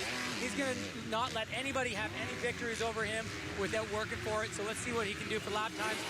All right, Pettis drops to 205.6, right at 205.8, but now he's got a clear track. He's got 6.418 seconds to make up. What do you think he drops it to by the end of this lap, Kyle, if you were a gambling man? If I'm a gambling, he's going 203, and he's going to close in 2 seconds on him. All right. A little rundown now. We got Jess Pettis, Dylan Wright, Josh Osby, Luke Renslin, Tanner Ward, Tyler Medaglia, and Marshall Welton up at a 7th spot. Hayden Halstead, Gabe Gutierrez, and Tyler Gibbs are your top 10 right now, Kyle. Yeah, so Tyler Medaglia is sitting 6th there. He's a little bit quicker than Tanner Ward. He's going to try to push up in that top 5. But a bad start there for Tyler. Really kind of put himself in a bad position here in this second moto. Seen him get that whole shot in the first one, so lots of work cut out for him. And Marshall Welton, good to see him back on track. But a 7th, he's not going to be happy with that. Blue flag's waving. There's a race going on, and you're not in it. That's what the blue flag means. You're a lapper. Osby getting by. Renslin getting by. Top 5 guys kind of spread out a little bit. Now we're just kind of keep an eye to see what kind of pace Dylan Wright has and see if he can close in on our current leader, the Red Bull KTM Thor Racing Ride of Jess Pettis. Josh Osby there, the Rockstar helmet, CRT Yamaha FXR gear, the 21 bike right now, currently sitting in that 3rd position. But Renslin, he's working. He's working right now, Kyle, and he's trying to close that door. Yeah, so as things sit, it would be Wright, Pettis, Renslin on that podium for the overall. Osby's kind of an outside looking in. He'd have to make up some good points here on Renslin to be able to beat him in the overall. They're about 5 points difference as they sit, and Renslin looks like he's got some speed left in him. All right, we're going to take a quick look back, I believe, and look at our RoyalDistributing.com hole shot, which was taken by the number 4, Tanner Ward. Here it goes. Wardy, just look at that, cruised in. Look, Forte tries to close in, but no, it's going to be all number 14 getting that RoyalDistributing.com hole shot. 250 bucks, Kyle. Yeah, so 250 bucks for the 250 class. And you've seen Tanner got out front. He could kind of keep track on where the guys were and the wheels are coming that first corner, and really took advantage of that inside, tucking it around that hay bale and getting to that stripe. Good start by him in the Royal Distributing hole shot. All right, the battle on screen, Osby. And look at that, Dylan Wright 205 and 205.6, so only half a second. Only half a second he was able to click off that lead. So Jess Pettis right now is feeling good, Kyle. Yeah, that's a good lap time by him. He's been consistent at 205s. A little bit quicker, Dylan Wright. He's going to have to find a whole lot more to try to catch that 6 seconds he's down on Pettis. So good ride by Pettis. And this could be one of those motos, if he can hold on to this, it could be a turning point in his year in this chase for another MX Tour Championship. A big time. Definitely could make a turning point right now and get Jess Pettis on the roll he needs. Trying to claim that title is going to be tough for the way Dylan Wright is riding, but to close out the year with some wins and respect is definitely what he needs. And of course, I'm sure Jess is heading down to US Supercross and of course our Supercross series starting in September at Montreal. So lots of stuff happening there. Jess Pettis, but the battle on screen, a couple of FXR boys going at it here on a couple of Yamaha CRT versus the MX 101 ride. Kyle, what do you think that Kevin Tyler could have gave to Luke Renslin the first time him coming here? I'm sure they practiced here, but what do you think you could have said to him between motos to kind of maybe give him a nudge, give him an edge on the rest of the guys? He probably just talked a lot about lines and the way things are shaping up. Obviously, Kevin Tyler, many, many years of riding here, grooming this track, and look at this inside line here, trying to drive him out, but just doesn't have the drive. But Kevin Tyler would just give him just line advice and just making sure he knows how this track's shaped up. To be honest with you, look at this. There it is. He's got it now. Renslin, he went for it. He drove it in on that one, Kyle. And what he did there was turned early, made that back sweeper a straightaway, and he was able to stay on the gas a little harder coming into that second part of that corner. All right, so we're getting these guys down into our finish line section one more time. We're going to check on that halfway board. Looks like it's coming out for Pettis the next time he comes around and gets to that finish line. Good speed out of Renslin, and very surprising. I thought Osby was going to have something for the leaders early on, but it looks like these guys are just kind of drifting back, and it'll be Renslin is about a 5-second gap until the next rider with Dylan Wright, so doubtful he's going to be able to put a charge on. And there you go, 2:04.4 for the likes of Dylan Wright. He's closed it up to a 4.3 seconds, made a whole second and a half on Pettis that lap. Down to 4.3 now, so we're going to keep an eye on that one in the battle between Osby and that. Tyler Medaglia, 5th position. Tanner Ward, 6th position. Marshall Welton, Hayden Halstead, Gabe Gutierrez, the privateer out of the States right there doing good. And then Marco Canella sitting inside that top 10. Jeremy Mackay, a young rookie, sitting at 20th. Davey Fraser, 19. Jack Wright Everybody else doing their jobs. Western Rosina's 13th, Tyler Gibbs, having a decent day. Good rebound after last weekend, Kyle. Yeah, he's comes from the West Coast. Doesn't really like the sand. Doesn't see it much, especially sand like we have on the East. And talking to him, he wasn't excited about his results last weekend, expecting the rebound. And, man, he's doing it. He's getting it done. And 12th place in this moto, or sorry, 13th now. That's going to be a great amount of points there for his bid on that Rookie of the Year. And you can see right there that the gap is shrinking. Pettis can see him. Can see Dylan Wright in all those 180 turns. Now, as a racer and as a trainer, you always say don't look back, but you're always kind of glancing. That peripheral vision can always see that guy behind you like that, especially the 180 turns. And that's tough. With the heat pouring down on these guys, you already think you're going fast enough to win this, and then you got a guy closing in. You're like, how much faster do I have to go?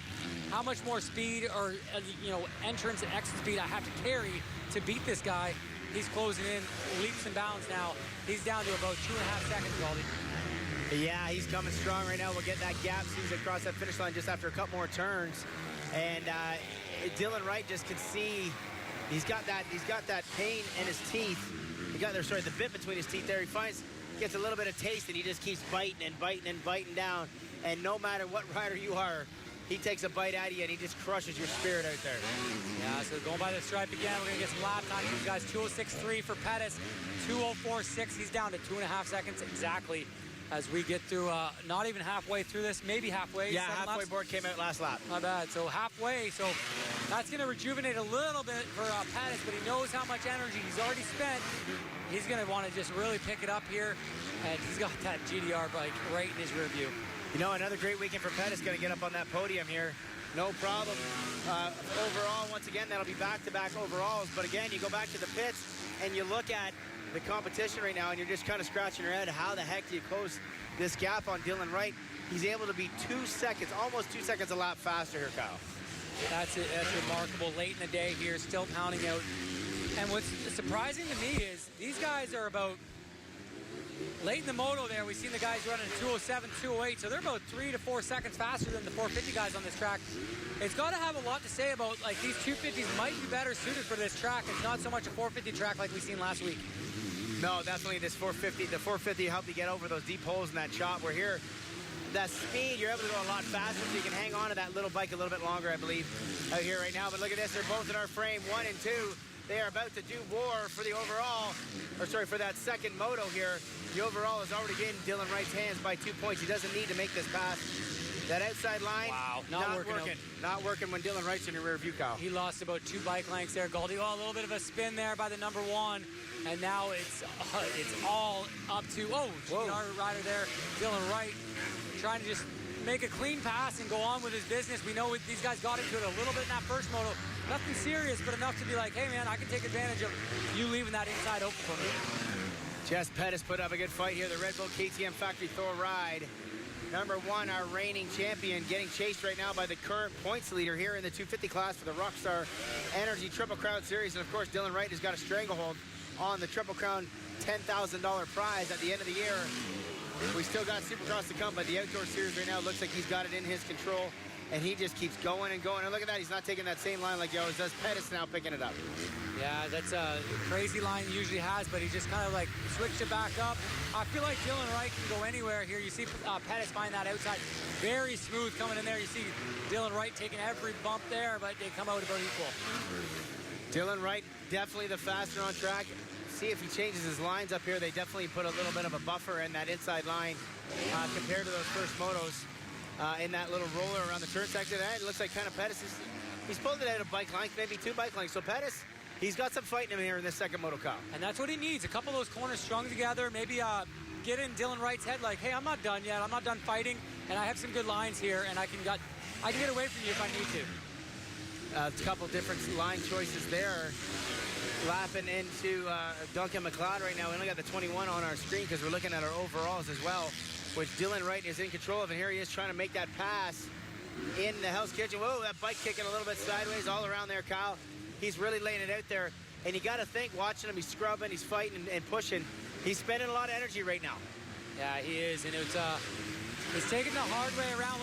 Look at this inside. And Pettis is not switching up. We've seen Dylan gain so much ground there. Looked like Pettis didn't even care. I think Pettis gave him that one there. Pettis is tired. He's throwing in the towel here in moto number 2. Still a great ride, going to put him second overall on that podium. But as of right now, it is going to be Dylan Wright taking that lead, looking for a 4-moto streak in a row here, Kyle. And we're getting late in the day. The sun is not going away any different. And, man, it is hot right now. These guys are battling hard. Yeah, that's it. It definitely weighs on your shoulders when you got a guy like Dylan Wright who's been on an absolute streak and winning lots of motos here. And then he's breathing down your neck. When you thought you were going fast enough, you pulled away about 5 seconds, and then Pettis lost that lead, and that's just so hard to rebound when somebody's caught you out of nowhere.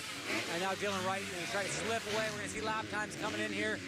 So those guys running a 2:07 and 2:09, considerably slow, but that was with Pettis kind of leading the way. So now Dylan Wright's out front. He's going to set another fast lap here. Oh, wow. Right into your living room if you're the mechanic in Mechanics Lane right there. Give a little rundown here of our top-tiered boys. First place, Dylan Wright. Second place, Jess Pettis. Third, Luke Rensland. Fourth, Josh Osby. Fifth, Tyler Medaglia. 6, Tanner Ward. 7, Marshall Welton. 8, Hayden Halstead. 9, Gabe Gutierrez. And 10, Marco Canella. So great, better moto for Hayden Halstead. We've seen him way back in the pack there. That first one, obviously having an incident early on, but he's up in 8th, so good for him to rebound. He's trying to close that gap on Tanner Ward, but he's got some room to make up.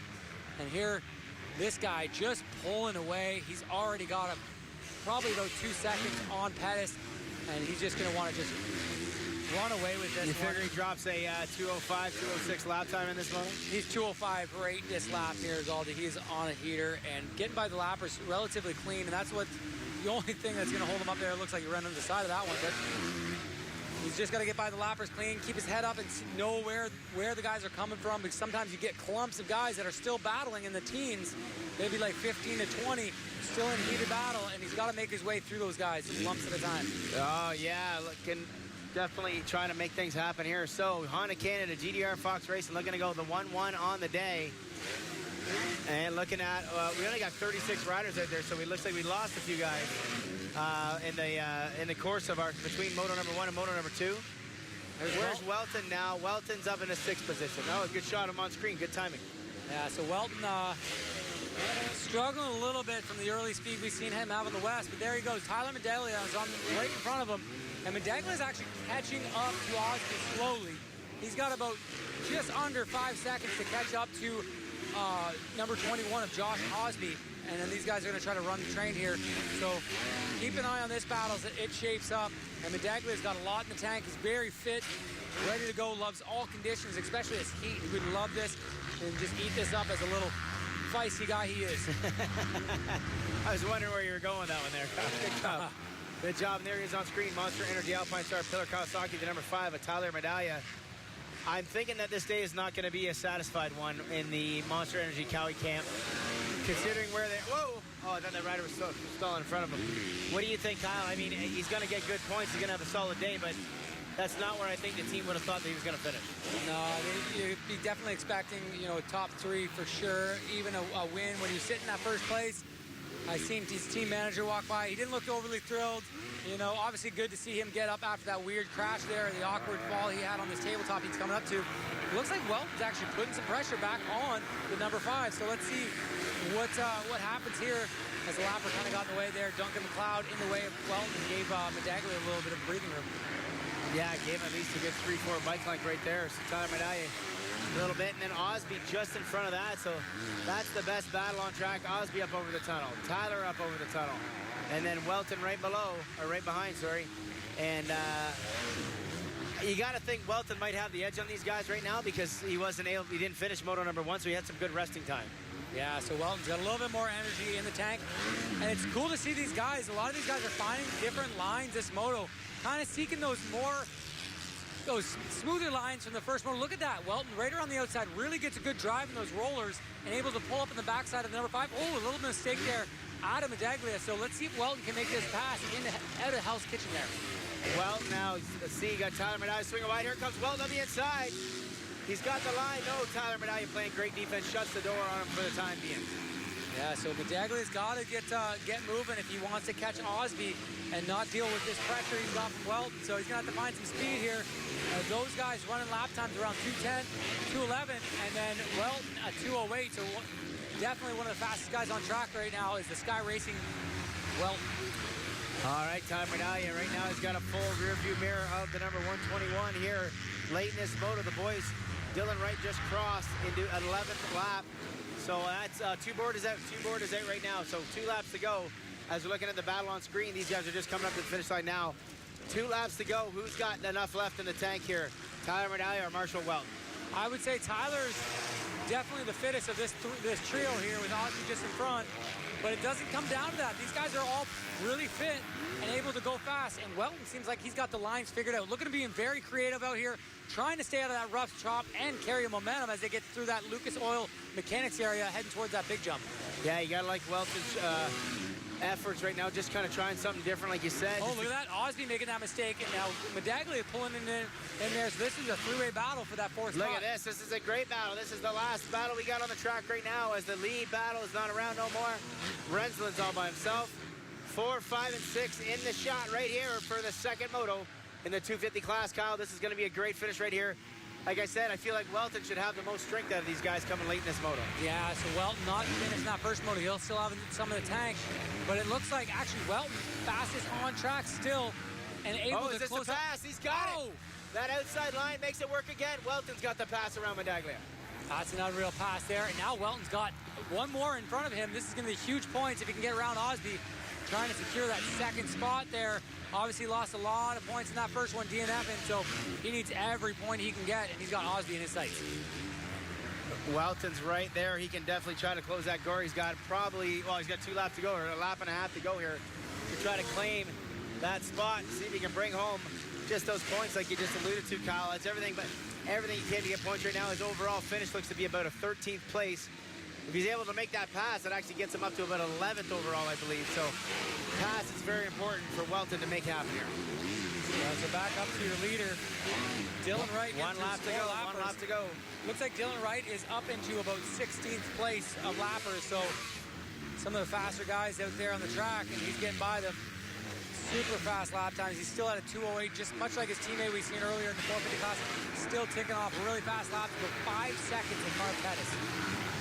All right, on to Canada, GDR Fox, Dylan Wright trying to make it back-to-back 1-1 finishes here in his home turf right now. He doesn't formerly riding for that MX101 team, now riding for the Honda Canada GDR Fox team and looking to bring home his first championship. Well, I guess it'd be his second. He got the Arena Cross championship earlier on this year. This battle here, Galdi. So Osby still holding down that 4th spot, but Medaglia and Welton still in tow there. They've got about 3/4 of a lap to make this work here, so Welton's going to have to get on his horse and just really kill those lines. Look at him just struggle there, a little bit of a paddle. So tough battle there going on. All right, about a half a track to go up in Hell's Kitchen one more time for Dylan Wright, looking to bring 1-1 home on the day. Another 8 points gained on the rest of the competition. He came in here 14 points ahead of Welton. Not too sure how many ahead of Pettis, but he's obviously going to extend it another 8 points. He's going to have about a 30-point lead at least, Kyle, heading into next weekend in Moncton. And we, of course, will be live once again on the Two Wheels TV app and Fox Sports Racing starting at noon local time, which is, what is that? That's Atlantic time, right? Atlantic time, yeah. So we're an hour ahead once we hit Atlantic out there. So Dylan Wright closing out another 1-1 performance here. He's got about 2 corners to go. And that's GDR has been all aces lately, Galdi, and it's starts right from qualifying time. They did it last week at their home track there at Beaufort Dunes. They're doing it here, both fastest in practice. Got the moto win there with Colt Fasciotti in the 450 class. Now they're about to go 1-1 here in this second moto with Dylan Wright taking the win. Honda Canada GDR Fox. Right here, Atlas Brace backing him up 1-1 in front of the crowd. You can hear the crowd yell right there. Lots of fans of Dylan Wright. Great job by Jess Pettis to finish strong. And we're just waiting for that 3rd place ride. He got about 15 seconds back to Rensland. And but a great job out there by Rensland there, putting the MX101 guys up on the box as well. Good ride all around there. There's the battle that Welton, it looks like Osby's going to hang on to it. Hang on to that 4th place. So a good moto by him. It's good to see him back up front battling for position. And looks good going towards Moncton, where he's had some success in the past. All right, there you have it. Moto 2 is in the books. Dylan Wright 1-1, Jess Pettis 2-3 to 3-2, and Luke Rensland 2-3. We're going down to the podium. We're going to catch up with those top three, our overall for the day. Of course, chat to roadstribute.com, whole shot winner Tanner Ward. We'll take a short break, and we'll be right back on Fox Sports Racing Live for the Rockstar NH Triple Crown Series, round number 5, here at Sand Del Lee. And we're back. Energy Triple Crown Series, the MX Tour portion. We're back live here with Fox Sports and Two Wheel TV app. As you see there, the finish line there, we just seen Dylan Wright take another win. That's 4 in a row on the East Coast. He's absolutely killing the competition and really making it hard for anybody to get any positives out of the day. Came from a bit behind there, had some incidents early, just kind of slamming in the back of some riders and put himself on top of that box there. And, had a nice 4.5 second lead over Pettis.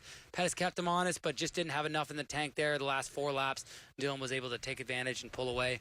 A good ride by Pettis, finishing up with the 3-2 on the day. He'll get second overall. And then second overall. Luke Rensland will get a 2-3 with third overall. So MX 101, their home track, getting themselves up on the box. Just not enough to beat Dylan Wright, obviously a hometown favorite here. He's grew up, came through mini cycles, raced intermediate here, done a lot of good things as an amateur, and then into pro. We're actually got Luke Rensland down there on the podium. All right, here we go. Fox Sports Racing Live. Thanks a lot, Kyle. Down here with third overall in the day, third in that moto, Luke Rensland. Man, I'll tell you what, I'm having a hard time calling this race, sitting in a chair, watching television, so I can't even imagine what you guys are dealing with it there, but you got to feel good about the conditioning, man. You fought hard that whole moto, and got another podium, back-to-back podiums now. Yeah, it was okay for me. I wanted to capitalize on the start, but that kind of slipped through my fingers a little bit. Came out maybe 6th or 7th, and but no excuses. I came out right behind Dylan, and he was able to make it happen. So not necessarily scratching my head on what Dylan's doing, just straight up just got to be better. So no excuses though. Just got to keep plugging away. Glad to make it out on the box on this really hot day at Sand Del Lee, home team race, and props to them for giving me a great bike. Royal Distributing MX 101 Yamaha. All right, well, that Luke, he's got to go up to the podium. Go on ahead, buddy. You're going up. Zeb will be with you next. All right, they have it. Luke Rensland. Go ahead, buddy. Luke, go right on up there. Finished third overall on the day. We're going to take a quick little break. Kyle, send it back to you, and I'll find the rest of my boys here. Number 1 and 2 overall on the day. There you go, Luke Rensland. Yep. Happy with that third overall, but not what he's looking for. He's got to figure out how to beat Dylan Wright. He's been on an absolute mission. Maybe they can look to the bright side. We're going to New Brunswick next week, a hard-packed, ruddy track. Maybe something that they can hope for to be able to beat that number 19 red-plated rider, GDR, who can do no wrong. Fastest lap time in Gopher Dunes went 1-1. Fastest lap time here at Sand Del Lee went 1-1. He is just unstoppable out here on the East Coast. Humidity is hot. Those guys actually seem not too bad there. Luke Rensland not out of breath or sweating too much there. Very in shape, these guys. They're well hydrated and stay cool in between motos. They're able to dunk themselves into cold, maybe ice baths there, get the temperature down and get back going. So as the 450s line up, we're getting through the 250 podiums here. We'll see Jess Pettis, who's got to some point rebound, get himself back to his winning ways. We have yet to see the number 1 machine on top of the box here at an overall.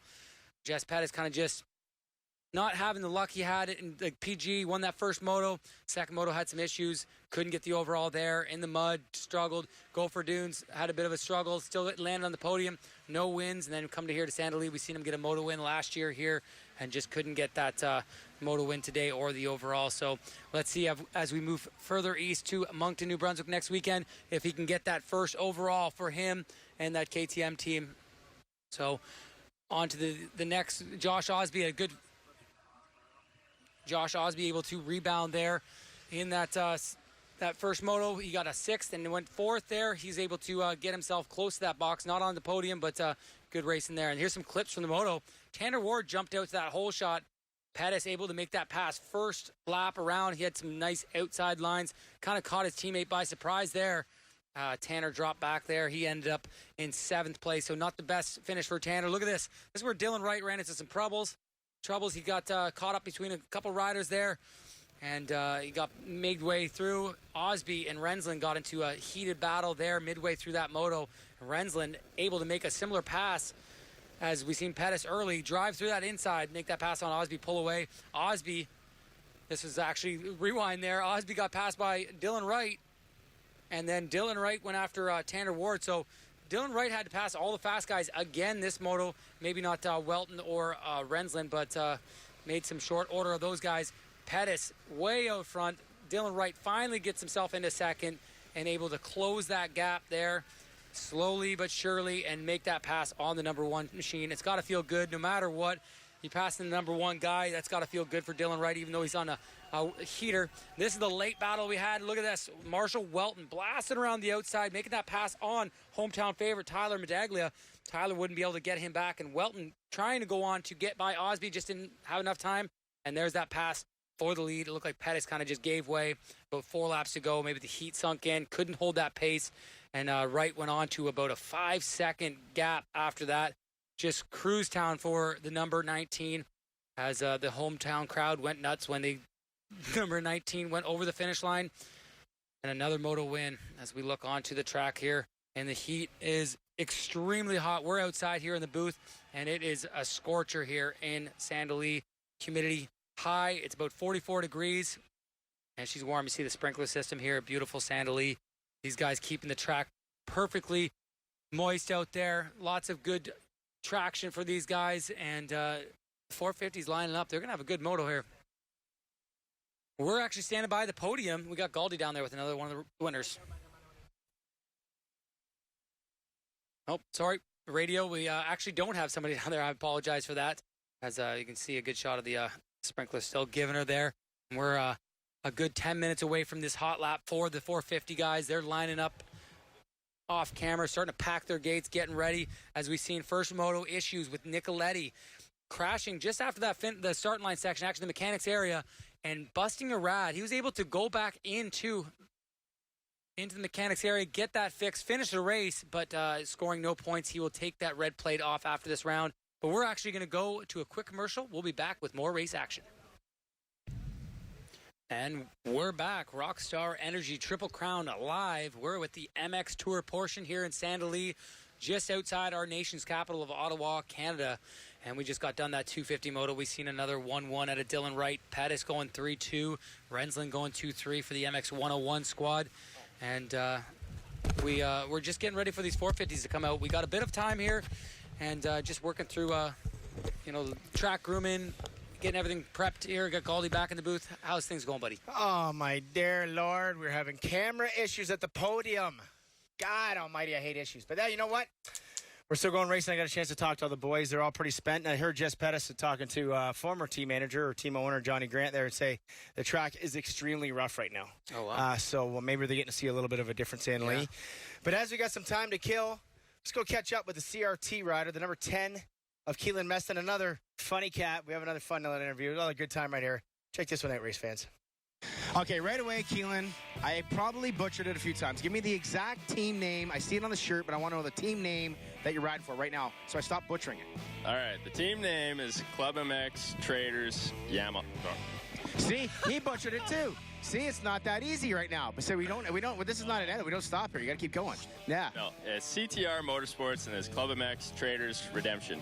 Okay, cool. So give me just a quick tip. But how did that all come together? Because obviously Redemption was kind of by itself. The Traders guy were America team, and I know everybody kind of trains at Club. So that was the nexus of this amazing universe, I guess.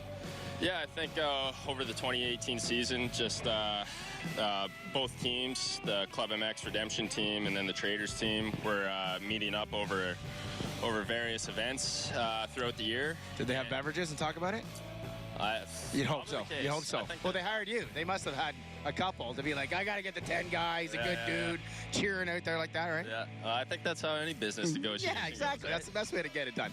Yeah. Okay. So they made the team. It's looking good. We love the great spot. Bikes are looking good.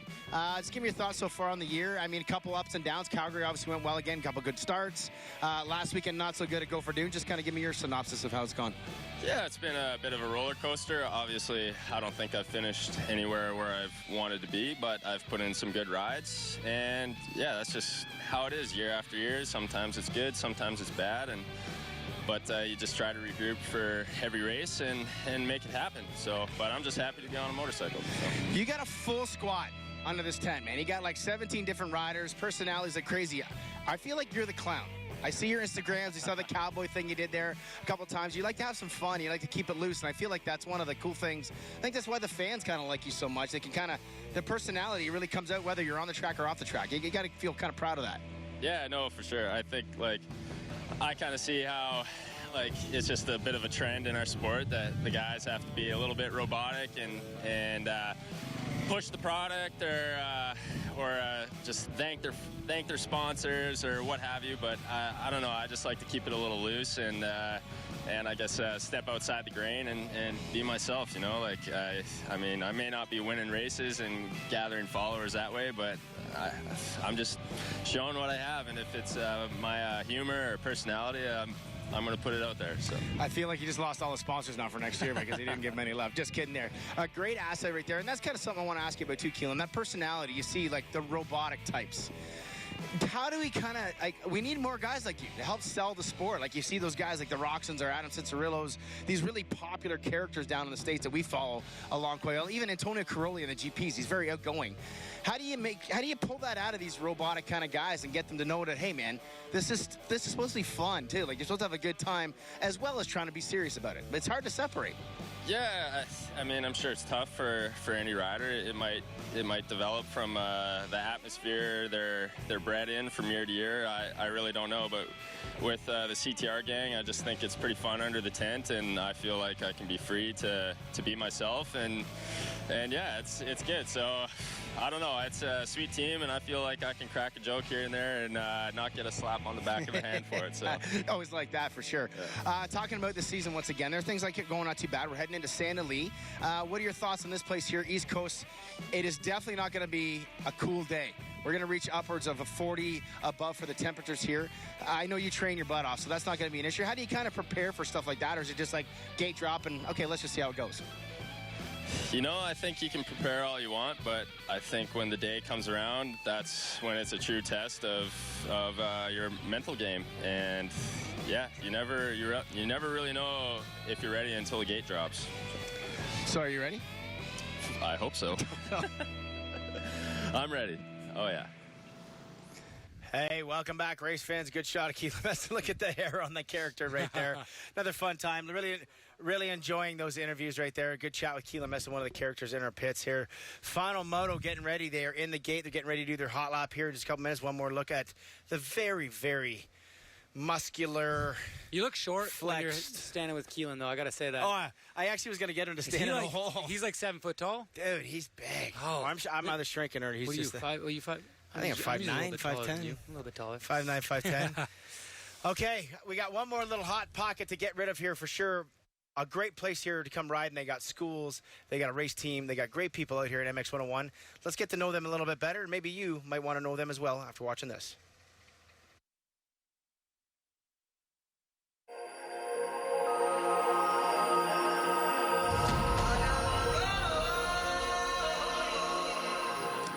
So it all began in 2013. Yamaha came to us with a proposal. Jeremy Medaglia had just left KTM and was looking for a change of color and change of scenery, and had contacted them about riding Yamahas in the 450 class.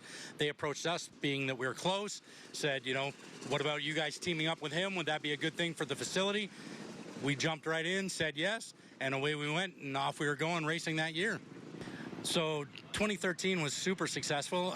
We actually won a Canadian Pro National with Jeremy, ended up with a national number 4 plate on the bike, and moved ourselves into 14, which is when we became Yamaha's official MX2 or 250 factory team.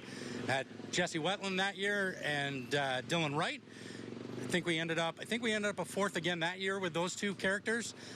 Into 15, Jimmy Dakotas was on the scene, the Ripa, so we brought him up. Everybody said that was a terrible choice, and that he wasn't in shape and unable to contend for podiums, and went 1-1 at the opening round and had a really good summer. A little bit up and down results as we went, but it was a lot of fun with those guys for sure. 16, we move into 16, and it was Dylan Wright and Jess Pettis. Another super successful year, I think 3rd on the box. And where'd we go after that? We went into 17. 17 was, we brought in old Sean Moffenbauer, who was a longtime Yamaha guy, moved into MX2, won the championship with Sean. We sent him on his way to greener pastures, and Jess Pettis was primed and ready, took over control in 2018, brought home another #1 championship, went to oranger pastures, or drunk some Kool-Aid, bringing us into 2019, where we've got Hayden Halstead, who's been the long steed member, Marco Canella back for a second year, and new to us is Luke Rensland.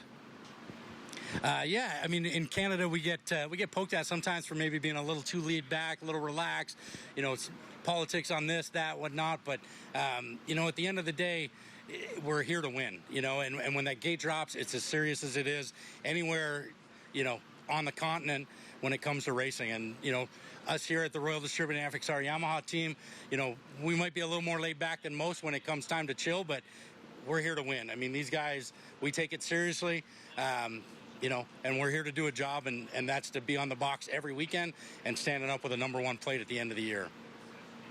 Yeah, so to be on the Royal Distributing FXR Yamaha team these past 2 years has definitely been a dream come true.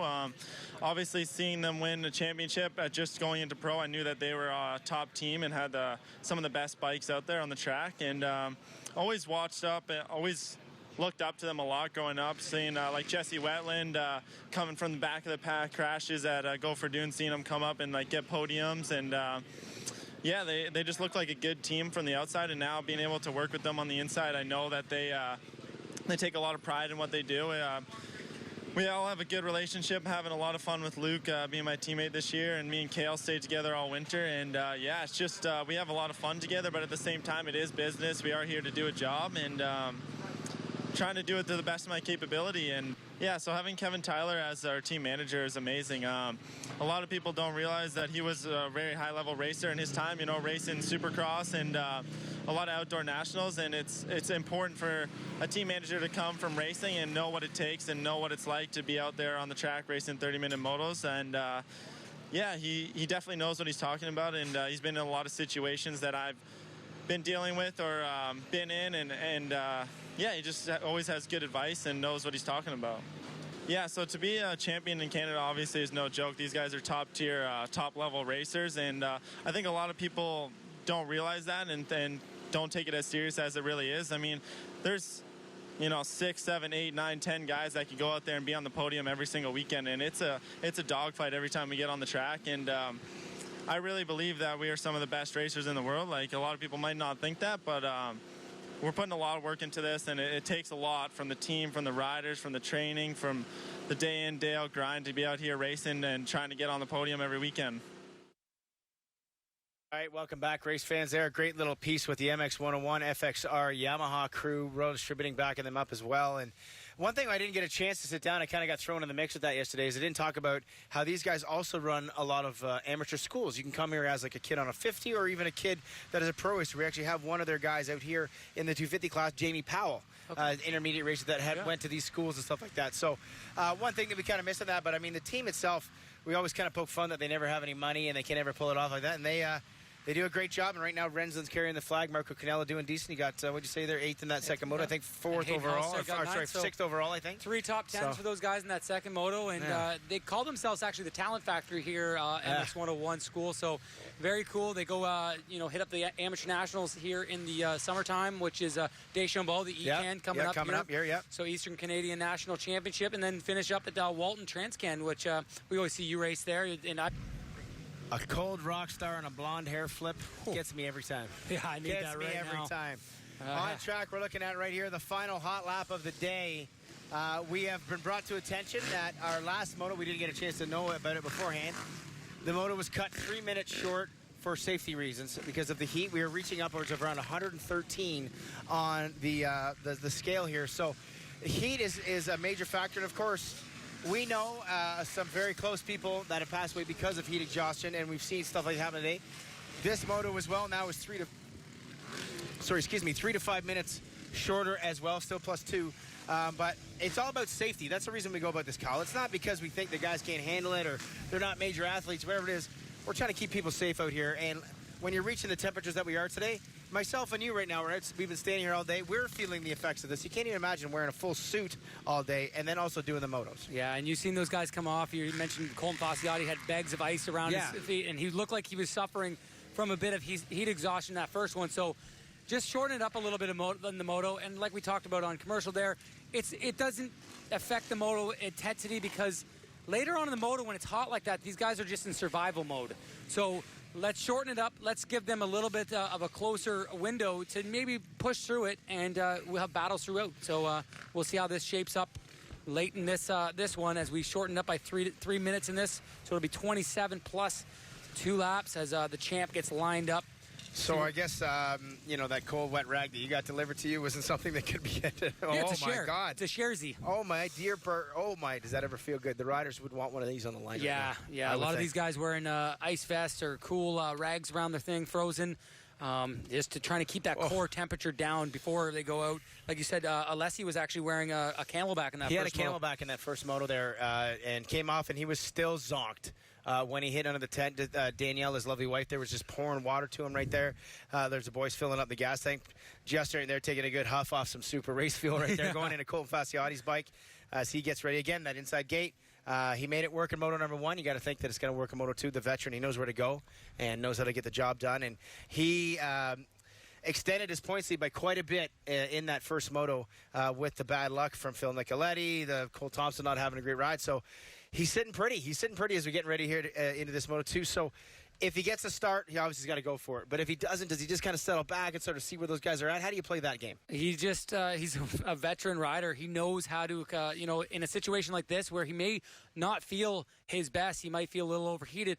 Hey, take advantage of that first moto and the other guy's bad luck and just kind of play the position. He's obviously going to want to go for that overall and just extend that points lead. So he was there in Moto 1. Michael Alessi, now 4 gates in. I'm surprised he didn't take the second gate beside it, but he was beside the box in Moto number 1. Got a horrible start, he said. So interesting. Making some little change there. Yeah, so looks like Alessi moving to the inside. And to be honest with you, Galdi, it's either make it or break it, high risk on that inside. You can either get the jump and be the man, or you're going to get squeezed off and you're going to be suffered from it.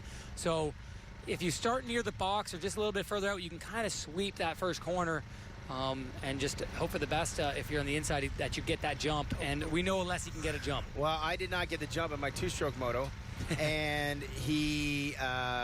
some guy chopped the throttle, chopped the turn, and crashed right in front of us, and it crashed in it. So it happens in the 2 bangers. It could happen in the 450 bangers here for sure. We've seen that in the first 450 moto as well as the FXR premix.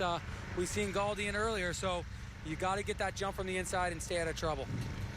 All right, so the 30 board is to the sky. Here we go. The final 450 moto of the day, the final moto of the day here on Fox Sports Racing Live. We hope you've enjoyed the show. Look, we got a little bit of a breeze down there. That's nice. That would feel good. You see Colton Fasciotti's gear really cut up. He's got cuts in his pants and cuts in his gear. You're going to feel that, especially early on in the moto. You get going, you get up to speed, and that's going to blow right through his gear and cool the core temperature down. We're about to go to the 5 board here. We see the lovely Greta holding that board up high. All right, so Rockstar Energy girl Greta, board to the side. 5, we are getting ready to go. Watch their heads. When that goes down, we're waiting for that gate to go down to see who's going to get the RotoDistributing.com whole shot. Here in Moto number 2, Fasciotti out of the gate. Well, again, the 800, not that great. 16. 80. Whoa, is it going to be the 80? It's going to be Sam Gaynor. Oh, is it Sam Gaynor got it, the with rookie. the whole shot. The Rockstar Energy OTSF Yamaha MPA back up. Sam Gaynor's going to grab that early lead and take the start away. And look at this, your brothers. Cole Thompson already making the pass. Wow, stuffing it in there. Good move. Look at Keelan Meston getting in there, mixing up with the champ. And Gerke goes from about 7th place up into 3rd place because the champ and Meston get bottled up into that inside turn. Look at Sam Gaynor. Another good start in the second moto. We've seen that in Gopher Dunes. He was running up there. He actually passed Cole Thompson early on. So him running up in second again. Another rookie doing well. All right, there's Nicoletti. Looks like he's in about 10th position. So Cole Thompson right now looking good, getting out to that front, but Sam Gaynor going to grab that RotoDistributing.com Pole shot on the number 80 with a little bit of help from the Rockstar Energy OTS. Look at that, Alessi around Fasciotti Wow, now. and that's for the and then overall. Fasciotti around for Alessi. There's back and forth for the overall. What a good little section there. We've seen a couple different lines come together. And you know Alessi's going to want to stay with the red-plated number 1 as Gerke goes by Gaynor there on the inside of the whoop section. Gaynor's going to tuck in, and he opens the door for Fasciotti, and Alessi, he's around the in outside. too. Wow, what a shock for the young rookie to have 3 gunslingers just blast by you in one corner. Gunslinging, they did, slinging by right there. Look at Alessi's going to try the pedis line. He's going to take a look at it early on in this motor here. He's going to see if he can make that pedis line work, and he's going to make it work. Wow. He's going to make it work. What a pass around the outside. A little mistake there. But what a line there by Alessi. And he's really hungry early on. And this is when he's at his best. First couple laps, he really put some heaters in.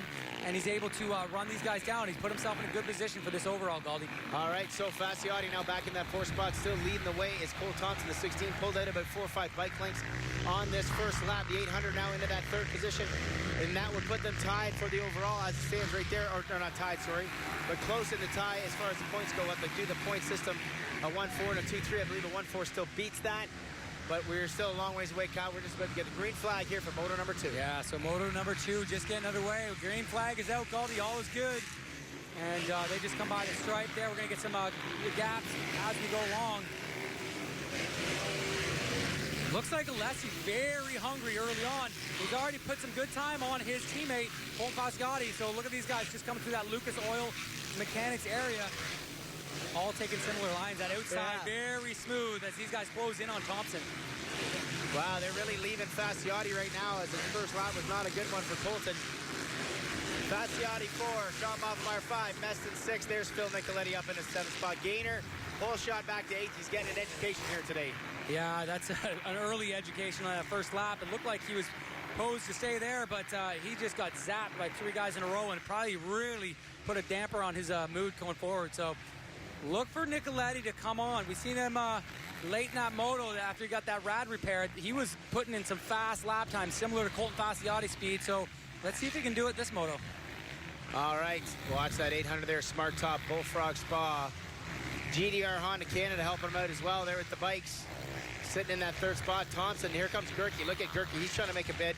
He was going fast in Moto 1 and then it unfortunately ran into Phil Nicoletti when he went down there. So, you know, Gerke's going to be ready to go. He took home a 4th in that first moto. He'd love to bring home a moto win, Kyle. Yeah, so Gerke fastest on track right now. He's pulled right up behind Thompson, and he's going to try to close that gap, make an early pass, and maybe get a moto win. We haven't seen one since Minnedosa in the mud. So he would love to get a normal condition race win, really prove his worth to that team, and just put his guys up on the box. Yeah, unsure about his deal, if it's a 1 or a 2 year. I'm assuming it's probably a 2-year deal, first year on the team right now, so 2 years for Matt. But he's going for it right now, Kyle, up into the Yamaha right-hander on his Monster Energy Alpine Star Pillar Kawasaki.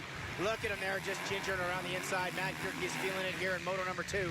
Can he bring home a victory? Look at this up the inside, trying to make that pass, Kyle. Yeah, trying to get in there. Thompson just trying to take that inside line away from him as they get by the stripe. We'll see some of these lap times as they come by. Looks like 206 is for your leader, Alessi 207, and Colton Fasciotti at 207 as well. He's starting to pick back up on the teammate, trying to get that overall. Look at Gerke around the outside. Has he got the drive, the Bondi engine versus the factory KTM? And he's got the pass, Kyle. Matt Gerke to the lead here in moto number 2 of the 450 class. Yeah, so Thompson's going to try to jump in tow here, try to keep those GDR boys behind him. And good riding by Gerke. This is the first lead he's had in a little while since we've seen him back in June in that mud moto. So the number 2 is going to try to get away here. We've seen Matt Gerke dominate this race many times before. We got a little umbrella blowing in the camera. Our cameraman getting some extra wind going up there, which is probably feeling good for him right now. So Matt Gerke, Cole Thompson, Mike Alessi up over that 1, 2, and 3. Fasciotti just in the background, about 2 seconds behind. Yeah, so all these guys kind of searching for nice, smooth lines as they go around the outside. All of those guys really following suit here in this second moto. You talked to Rensland there, or sorry, was it, who said that the track was really rough? Pettis. Sorry, Jess Pettis giving the insider information to Galdi there, saying the track's rougher than it's ever been. So these guys are going to just try to search the track, find smooth lines. And look at Alessi now. He's really getting aggressive here. He knows the number 1 behind him. He's got to put some gap in between them because right now, as it sits, Fasciotti would get that overall. That is exactly it. We're looking at the screen right there. The points and the overall would go to Fasciotti, Alessi, and then Gerke right now, 1, 2, and 3. But it's still so early on to look at that stuff. And as we continue, look at that, Matt Kirky sliding in all over the place. A little bit of water put down there. And look at that, Fasciotti looks like he put in a good heater on that lap. This is going to be interesting to see what the gap is, because last time it was out, it was 1.8 behind Alessi, 2.4 right there. So we're going to see an interesting gap. These guys are real close coming in here to that finish line section. Yeah, I feel like as this moto goes on, I think Fasciotti is going to pick up the pace. We've seen him in the first moto do the same thing. Obviously, he got the lead early. He was able to put in pace. But look at Alessi getting aggressive here. And we've seen him have lots of energy in that Gopher Dunes rough track. So have an eye for him. There's Sean Moffenbauer and teammate Phil Nicoletti jumping on camera right there.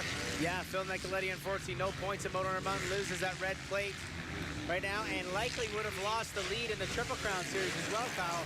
We'll have to take a look at that after the weekend to your brother, Cole Thompson, who was able to get up to 6th place late in that moto. So Phil Nicoletti is all about redemption here. He's just going to try to close in and try to get as many points as he can here in moto number 2. Yeah, so those guys just a little bit off that lead battle, about 4.5 seconds behind Sean is from nice pass. Phil Nicoletti making the pass here. Sure to cut you off, Kyle. Yep. Phil Nicoletti dropped on that outside line, the line that he crashed on in moto 1. He worked this time to get the pass.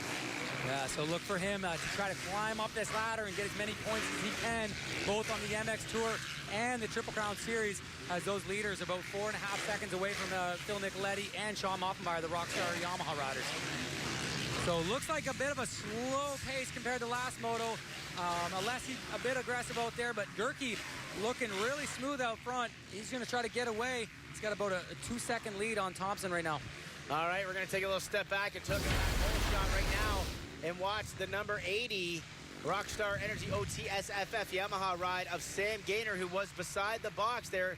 He gets the jump. He tucks the turn right there on the inside. Fasciotti impressive up that inside, though, to be able to get behind those guys. And Gaynor gets the whole shot in the $350 from Royal Distributing. He'll need that privateer hero right there, Sam Gaynor. No problem. Look at this. Wow, Mike Alessi, Smart Top Bullfrog Spa. We're doing the whole shot thing, and then we get right back to action, and Alessi sneaky up the inside, makes a pass on Thompson. Yeah, so Alessi jumping up in there. This is going to switch up the overall as long as Thompson can stay in there for a buffer. But Alessi did a little sideways down that back straightaway. It's really rough back there. The bike really working it here. Alessi, I got to feel like Fasciotti's going to be able to get your brother Cole Thompson here as well late in this moto. But we'll see how that works out, because right now this is going to give Alessi the overall, sitting in a 2-2 spot with Fasciotti in a 1-4. So actually, as it stands right now, that pass gave Gerke the overall at the moment right now. And then it switches right here. And then it's going to switch again. Alessi jumps up there. Gerke sitting second. So, yeah, Gerke getting fourth in that first one. He's going to have to hope for Thompson to hold off Fasciotti as well as Alessi for him to be able to slip into that second spot there, tied with Alessi. Tied with Fasciotti. Tied with Fasciotti, yeah. All right, so there it is. 1, 2, 3. And Fasciotti sitting in that 4th spot right now. Phil coming in behind there, closing the gap. We're going to look at our timing and scoring. He was at 2:05. He was about 1.5 seconds faster than everybody out there. He's only 2.5 seconds down from that that lead pack. So Phil Nicoletti showing that he's definitely got the speed to win and ride at the front here at St. Elias. The starts and bike issues for moto number 1. And look at Alessi. He is closed right in on Gerke, Kyle. That was out of nowhere. Alessi is fine in the lines here in moto number 2. Yeah, he's going to secure himself an overall if he can make that pass on Gerke. He goes 2-1. That is a definite overall, and he keeps the points at no gain for Fasciotti. As long as Fasciotti gets up to second, that is. Or he'll gain some points if Fasciotti stays where he is. So Alessi really taking things into his own hands, and he's going to try to go for that overall by taking this moto win. Down the back section they go around that big long sweeper. Alessi using the Pettis line here around the outside, but then he cuts back into the inside here. So there it is. Monster Energy, Alpine Star, Pillar Kawasaki, Matt Gerke leading the way. Smart Top, Bullfrog Spa, GDR Honda Fox backing up our second place rider, Mike Alessi. 3rd spot is still the Red Bull KTM Factory Thor Racing ride of Cole Thompson. There he is right there. And then it is number 1, the Honda Canada GDR Fox, 5-time Canadian champion Cole Fasciotti right now sitting in that 4th spot. And he's kept it about the same. Thompson kept it about the same, but man, look at Nicoletti. Here he comes. That screen there. Nicoletti is coming in hot now. He's got a 2:05. Like I said, 2.5 seconds faster than everybody. So he's going to be looking to jump up here, get that pass on his arch nemesis there, Colton Fasciotti, who are battling out with those red plates. And then he just try to get as many points as he can on these guys to get himself back in that points chase. All right, Gerke, Alessi over the finish line one more time. That's 5 laps in the book. Alessi at 2:05 that time out there. So showing Nicoletti at 206. So Nicoletti is coming in hot right now. Yeah, he is right on the back tire of Fasciotti, about half a second down. And they're just at the top. If he peered up his head, he's got a couple guys right there. So look for Nicoletti to do some work here as he pounds through that soft sand at the bottom of the hill. 5-time versus the other red plate holder right now, Phil Nicoletti, sitting in that second position, or sorry, fifth position right now. And double red plates going out, and these guys were tied coming into moto number 1. Unfortunately, Phil DNF the moto, getting no points, and Fasciotti winning the moto, getting maximum points.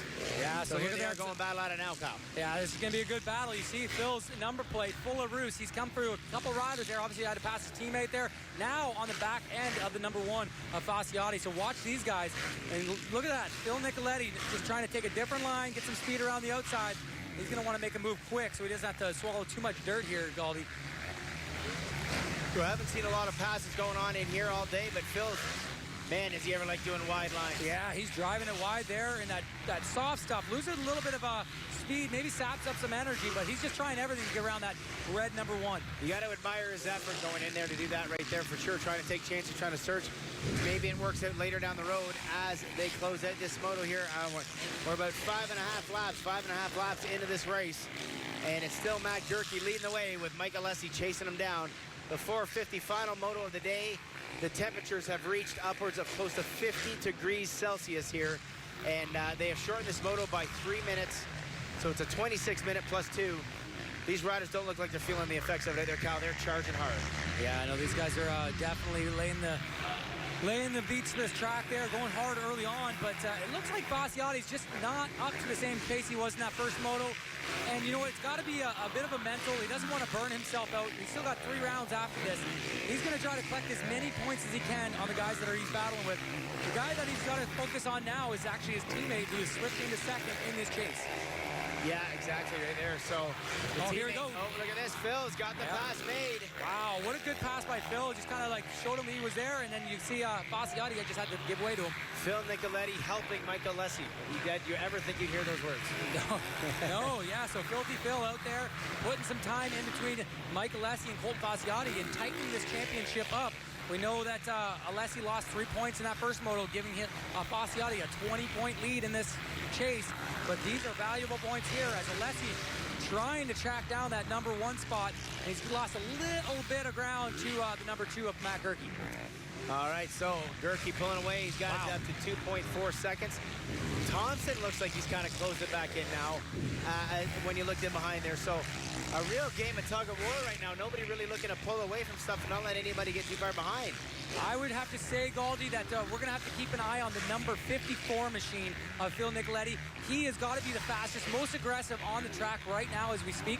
The other guys seem to kind of be just gingerly going around this track, trying to find the smooth line, stay standing as much as they can to handle the bumps. But Alessi looks like he's actually lost a bunch of time to Gerke, and he's slowed up considerably that last lap. We're going to have to see when these lap times come in, as Gerke, out of the top 6 guys, was the fastest by almost a whole second. Yeah, Gerke right now finding his form. Look at this, and Thompson now starting to feel it here late. Coming up to the midway point here of moto number 2. But I agree, Phil Nicoletti is the guy on the move. Fasciotti needs to hook his teeth into him and stay with him right there, because it looks like he's going to the front and going to catch everybody. Yeah, so Phil Nicoletti, look at the line here, Galdi. He's staying out of that rough stuff. He's driving wide and just finding all the smooth lines, doing everything right. Look at how much ground he just made up in that sweeper on Thompson.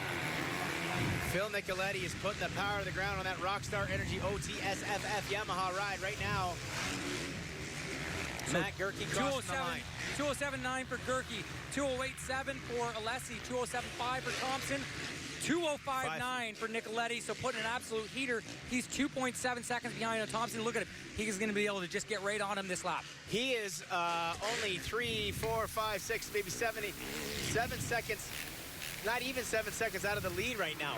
So winning this moto is not that far out of the lead, especially if he's going to go 2 seconds a lot faster. And if he can keep that number 1 back there, if his buddies can do him some favors and get this moto win, this could bring him right back into championship conditions. We know he's 30 points back with Fasciotti getting that win in the first one. So every single point counts in this championship. and let's see what he can do here. He's closing in on Thompson, who's right behind Alessi now, and Gerke. They're all in the same straightaway, Goldie. Wow, look at this battle going on. Nicoletti is unbelievable right now. Look at this angry man. The red plate equals the mood he carries all the time, but this guy is bossing it out right now. The Rockstar Energy OTSF Yamaha is making it work here, and we're just about to reach the midway point. We did halfway board, came out last lap around. Man, these guys are coming hard. This is when it's going to start setting in. You're going to see guys catching you from behind. It's going to be hard to hang on to that lead in the front. And that definitely wears on you. We've seen with Pettis in that first one, he almost gave way to Dylan Wright because he was so exhausted from putting in the moto, like the hard laps early on in that moto. And knowing that we know now that the moto is short, and I feel like Pettis had a strategy there and it just didn't pan out for him in that first one. Let's see if Gerke can close this one out, as he's got a little bit of room here with him and Alessi. All right, so running order is Matt Gerke, Mike Alessi, Cole Thompson, Phil Nicoletti, Colton Fasciotti, top 5. Sean Moffenmeyer, Keelan Meston, Josh Cartwright, Sam Gaynor, and Cade Clayson, top 10. Josh Cartwright right now sits to grab a 6th place overall in the day. Pretty good for that Floridian. Lives in Florida now. I believe he's from Illinois originally. And look at Phil. He is right on the backside of your got an outside line there, Goldie, going to that sweeper, and he makes up about 2 bike lengths every lap. He goes all the way around the chop. He carries the fence line speed, and he's just right back on the back wheel of Thompson. So this is going to put him into that top 3 of points and pulling himself away from Colton Fasciotti, who's now in that sole position of the red plate. If Phil keeps moving along here, too, he's sitting at 18 points in this moto. Minus 18, sorry, in this moto. He could pick up another 2-3, but he could get a top 10 overall here today still. I'm not quite sure what the Triple Crown points are. I feel like he still has the lead, so obviously he's going to look at Thompson. He's got to get him and just secure more points for that Triple Crown and that $100,000. That's always in the back of these guys' mind. They know who the competitors are. Obviously, Matt Gerke, Phil Nicoletti, and Cole Thompson. Those guys leading this way in that Triple Crown battle, so these are key points for Nicoletti. I told Phil earlier in the year they were paying him in a bag of loonies for the Triple Crown. Mind you, he's going to try to figure out how to get that on the airplane. But look at it here. Kyle, he is right on the backside of your brother right now. Cole Thompson, Red Bull KTM Factory Thor, race and ride, hanging on to 3rd spot, but Nicoletti is just flying out here right now, ripping tear-offs, changing lines, doing everything different than every other rider ahead of him. Oh, a mistake by Cole. He's going to open the door right now, and Nicoletti's going to pounce, and he's going to take it. Wow, yeah, Cole just got a little wide on those hoops there, and Nicoletti was able to drive up that inside and get that favorable line going into that inside there. All right, so Nicoletti right now moving up into that 3rd position. So another 2 points. That'll actually get him up into the top 10 overall for the day once they figure it out and they cross the stripe here. But I don't think he's done here, Kyle. I don't think he's done at 3rd spot. Yeah, so he's got some room to make up here. He's got right in front of him, he's got Alessi and Gerke, and he's definitely by far, by lap times, about 2 seconds, 1.5 seconds faster than these guys. Right here, watch this line, Goldie. He's going to swing wide and stay really wide on that track. Actually got in the rough there. He's usually out by the camera here and able to really make some time up on the competitors. Well, it's the Yamaha turn, so they got something going on in there, I guess. Phil Nicoletti, fix that corner up for him. All right, so here we go. We're looking at Matt Gerke. He's going to come across that stripe. We're going to see what his lap time is. And there's Alessi, not too far in front of him. This has got to feel good for Phil. Lots of lap traffic at 2:09 for Gerke. It's going to be bittersweet as he goes by the stripe there. Definitely the fastest on track. Yeah, 2:04 for, man, Nicoletti and Alessi closed in on Gerke that lap. There they are right there. All 3 1, 2, and 3. There's 3. So have an eye for this battle to shape up. 3 Americans again, Goldie. We've seen this last week. The Americans had the speed in the sand. And again, they're putting it to the Canadian guys of Cole Thompson and Colton Fasciotti, who are sitting 4th, 5th, and Sean Moffenmeyer, who's sitting 6th. Oh, a little endo there for Nicoletti. Little panic grabber. Little heart check there for the number 54. As my old counterpart says, they got to check the shorts. Check his shorts on that one. Here they go. Matt Gerke, look at this. Alessi's right behind him. The lappers are not being friends. Atrocious for the number Gerke right 2. now. Looks like now Alessi might get screwed. No. Yes, Alessi's going to get the back end. Phil's going to get the back end. Wow. Blue flag. Look at the blue flags are waving for these riders. They know to get out of the way. They're doing their best right now. Yeah, the boiling point in the helmet would be rough there. These guys would be really frustrated with that corner there. It gets so tight. There's Phil Nicoletti still making up ground on these guys. Looks like Cole Thompson's lost a bit of time there in 4th. And look at that, Alessi looking back, shaking his head. He knows he lost a bit of time there to Phil, dealing with those lappers. Gerke stretched it out maybe a half a second. Phil lost about a half a second. So now we are about maybe 2 seconds between first and third right now as they cross that flag last lap. That was lap number 9, Kyle. In the first moto, we did 17 minus 3 minutes. You got to figure 2 laps. So we got to do around 15 laps here. 15 laps. So we're going to be about, 4 or 5 laps left as we go through here. So if these guys know and their pit board's going to tell them it's more of a sprint here, we got to leave everything out here. We got 3 guys that can go for the win, and they got to leave everything on the track. All right, so here they come up into that finish line area one more time. Alessi, Smart Top, Bullfrog Spa, looking good on top right now. In second place, Matt Gerke, Monster Energy Alpine Star Pillar Kawasaki is who is leading this race. Now it looks like we got a... So it looks like lap time's coming in. Nicoletti, not quite the fastest. Gerke had the fastest lap time there. And it looks like Alessi's just kind of caught in a sandwich up here. He's got to go on the defense or the offense. He's got to pick one and go for it because he's right in the middle of these 2 guys. Yeah, no, Alessi's probably going to be unsure what to do if Gerke starts losing that time and Phil starts finding the time that we've been watching him gain lap after lap here. But we got to think that the heat, the track, everything kicking in right now, this is tough for Phil Nicoletti because he's been pushing harder than everybody, dropping lap times 2 to 3 seconds faster than everybody else on track. Yeah, so he's been consistently faster dealing with these lappers. And there you go, Gerke getting by those lappers into this tight section, very key. Let's see if Alessi can sneak in there. He's got Filthy Phil all over his rear fender. They both kind of make way through that one lapper there, so good for them. And Phil still running those wide lines. He's going to put pressure on Alessi. I don't know if this is going to affect the overall as it sits. It looks like Alessi's got 44 points. He will drop 2 points, and it will give it to Gerke as long as Nicoletti can't play the spoiler there. Nicoletti gets screwed by the lapper right there. Lap traffic being a hindrance on some of these guys out here. Get out of the way. There's a race going on, and you are not in it. Nicoletti gets around, but he loses a bit. I know he's a little bit closer this time coming in this back turn.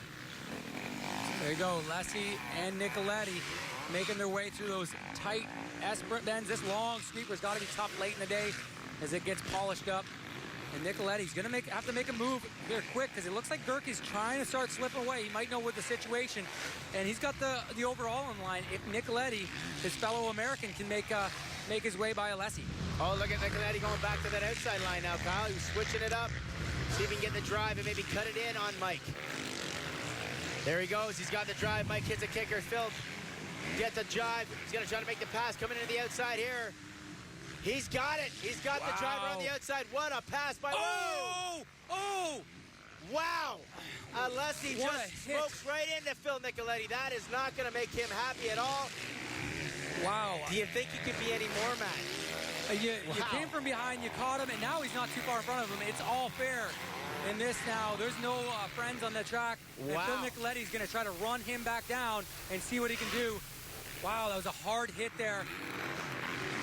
Wow, Alessi being very aggressive on keeping that spot, but you got to say, he wants it just as bad as Nicoletti does, and he hung on to it there. So they crossed that finish line. That was lap 11. Matt Gerke 2:08, Alessi 2:10, Nicoletti 2:11, obviously with that altercation that we just watched.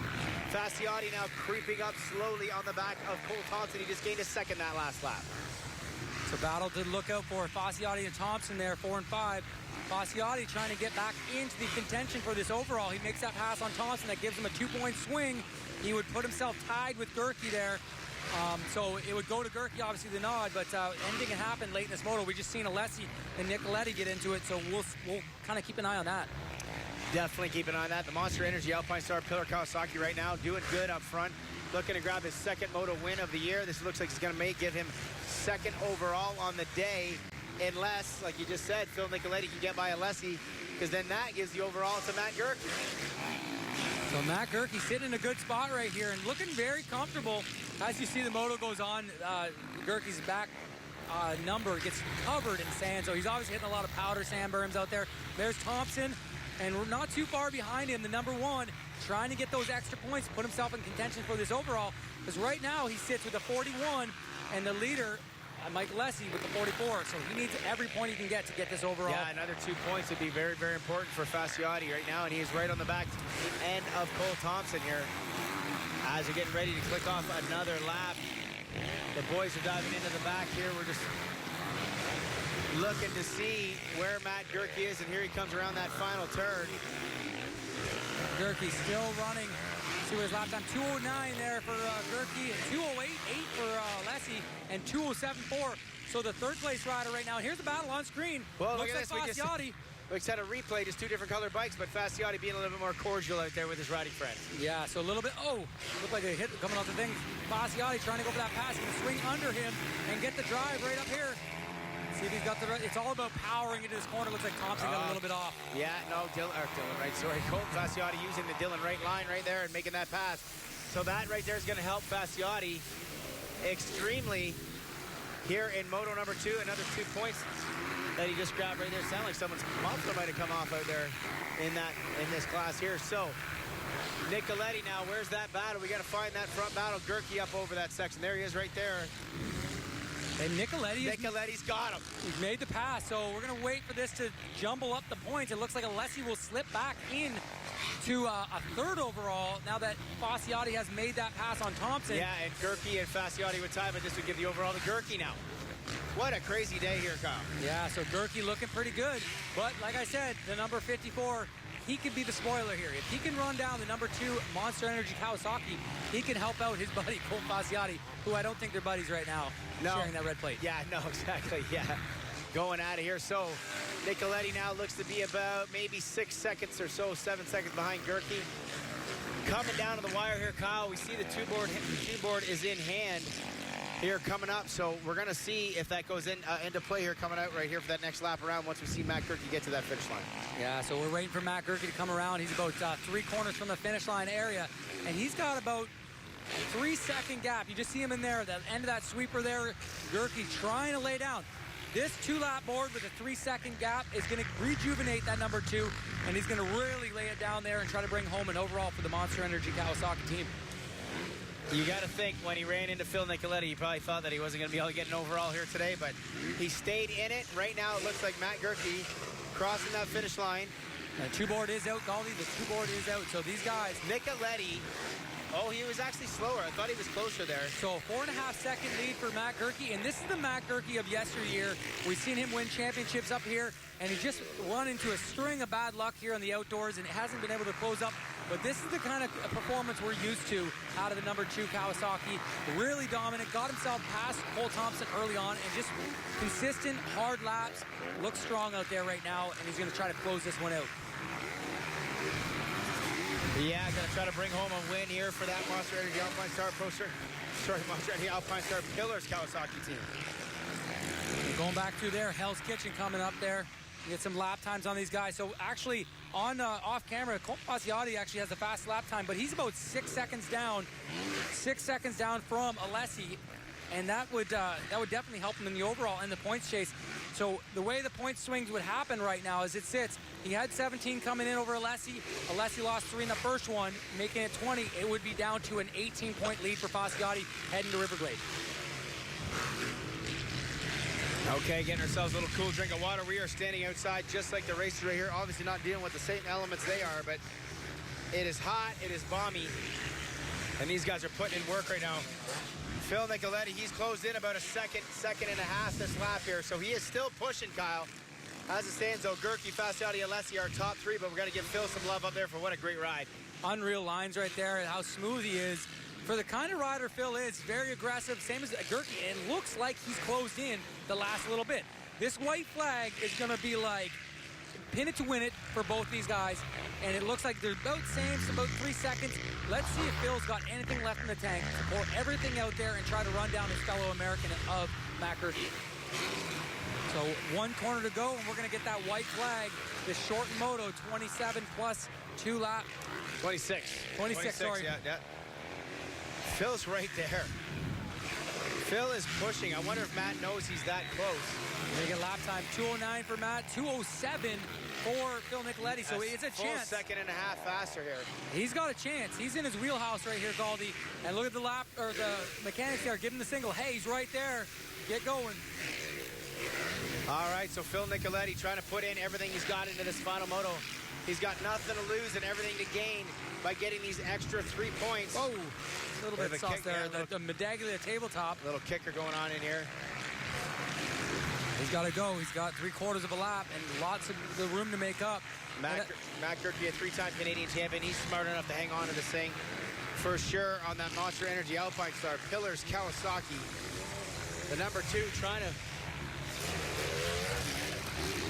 Is that Sean Moffenbauer's bike just going by? I think it is Sean Moffenbauer. It might have a hole in the pipe there, but it hasn't fallen off the bike, so there's no black flag in that one there, or the boys, the referees, would be on top of that.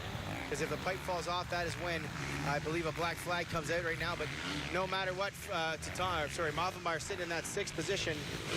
And, man, Gerke's got it down within about 2 seconds, Kyle. Yeah, so he's coming on strong here. So another little battle still on track is the Fasciotti's only 4 seconds behind Alessi, so Alessi better not throw in the towel too much. Fasciotti is all over the back of Alessi on the backside of the track right now, so that'll have to be a battle we'll keep an eye on as we approach that finish line. And that's championship points there, Galdi. Those are very key points for Alessi to hang on to. Those 2 points can go a long ways in the next 3 rounds. So let's see if Alessi can hang on to that battle as we close this one out. Matt Gerke trying to get this overall. He's gone 4 in that first one after an incident early on with Nicoletti, and he's going 1 in this one. So here we go. There's that Honda battle. Yeah, back to that lead back. We got to go there because Gerke's coming up to that finish line right now. Final left-hand turn. Big sweeper. Going to bring it home for the Monster Energy Alpine Star. Pillars Kawasaki. Make some noise, everybody. Give it up for Matt Gerke right there. Good job, Matt. I bet he doesn't know he's got the overall either, which is going to be kind of cool when he hears it. And look at this. Alessi's going to be able to hang on to it now. Yep. And not going to change the points really for the day, but that would have gave 2 more points to Colton Fasciotti. And would have given the overall, but he ties for that overall and gives it to Gerke. So looks like Colton Fasciotti getting up to 4th place. There's Phil finishing up 2nd, so looks like Fasciotti. Follow that cameraman. Johnny Tuck, stay on there for us if you don't mind. Blake, tell him to stay on there. He's going to talk to Alessi. Look at, go back. Oh, I'm trying to help the fans at home. Look at that. Follow that. They're going back to the podium right now, right there. That's what I want. Look at that, right here. They're pointing. Our boss, Justin Thompson, right there on camera, controlling it. This could get a little heated in the podium area. Yeah, well, you're going to have to go see how that I wonder if Phil's going to go up to the podium still. He still has to go to the podium.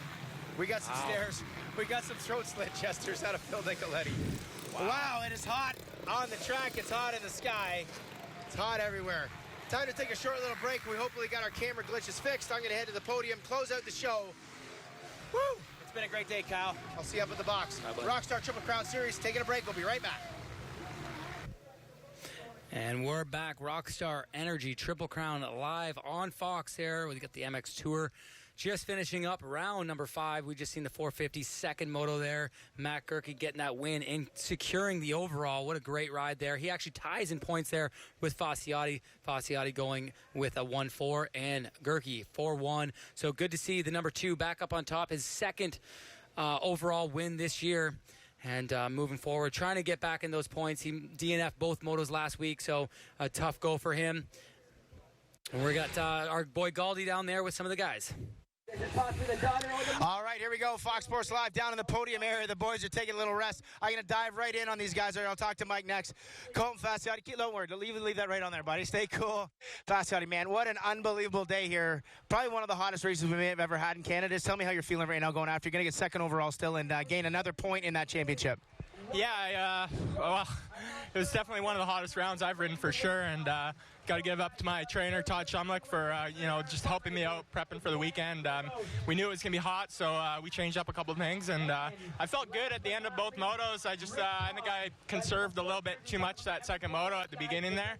I was hoping that those guys were going to tire out a little earlier, and they just got tired at the very end and started catching them, but that's how she goes sometimes. Congratulations, Colt. Still getting a point in. We'll go right over to Mike Alessi here laying on the ground. Mike, man, you actually put it all on the line out there today, man. Another great ride out there. Fought hard. I saw your hands this morning. We get a shot of that on that camera there. Look at these guys' hands right now to even hang on to that motorcycle, Mike. What an amazing job.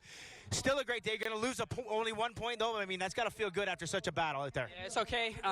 You know what? I can't complain. My fitness is where it needs to be. It just sucks that my hands were done like halfway through the moto and literally was just hanging on by my fingertips the rest of the race. And still salvaged a 3rd. Me and Phil kind of got into a little battle, and his line was the outside and mine's the inside, and we just came together. And you know, he got a little hot about it, but that's just racing. You know, we just want to win, and that's it. So, you know, big thanks to GDR, Smart Top, Bullfrog Spas, Mike Genova, doing such a great job. Looking forward to next week at Moncton, and try to get my hands healed. I mean, I don't think I can ride this week. You might have to amputate that one and just chop on a new one. Mike Alessi. Literally 1, 2, 3, 4, 5.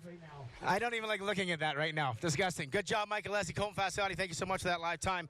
Great to see those guys there. Look at the effort they put in out there, race fans. You see Mike's hands right there, hanging on by the fingertips of his moto there. We're going to take a short little break. I'll send it back to Kyle. I'm going to find Phil Nicoletti and I've talked to Matt Gerke, moto win and the overall winner here today. We'll be right back. Kyle, take it away. We're right back.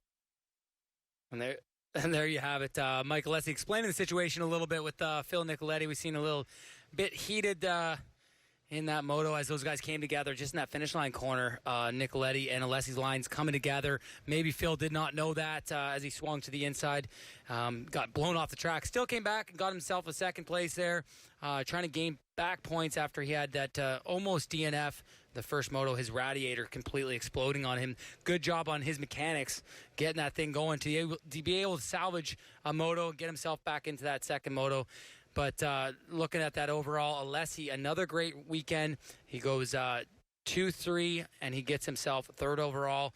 Trying to catch and claw his way back into this championship. He'll be 18 points back from Colton Fasciotti. So Colton coming in here tied in points. We've seen it early on in the year with Cole Thompson and Colton Fasciotti tied in points. Now separates himself by 18 points over Alessi. Nicoletti will drop back in third, Thompson fourth, and Moffenbauer into that fifth spot. So look in the crowd there, the faithfuls here in Ottawa.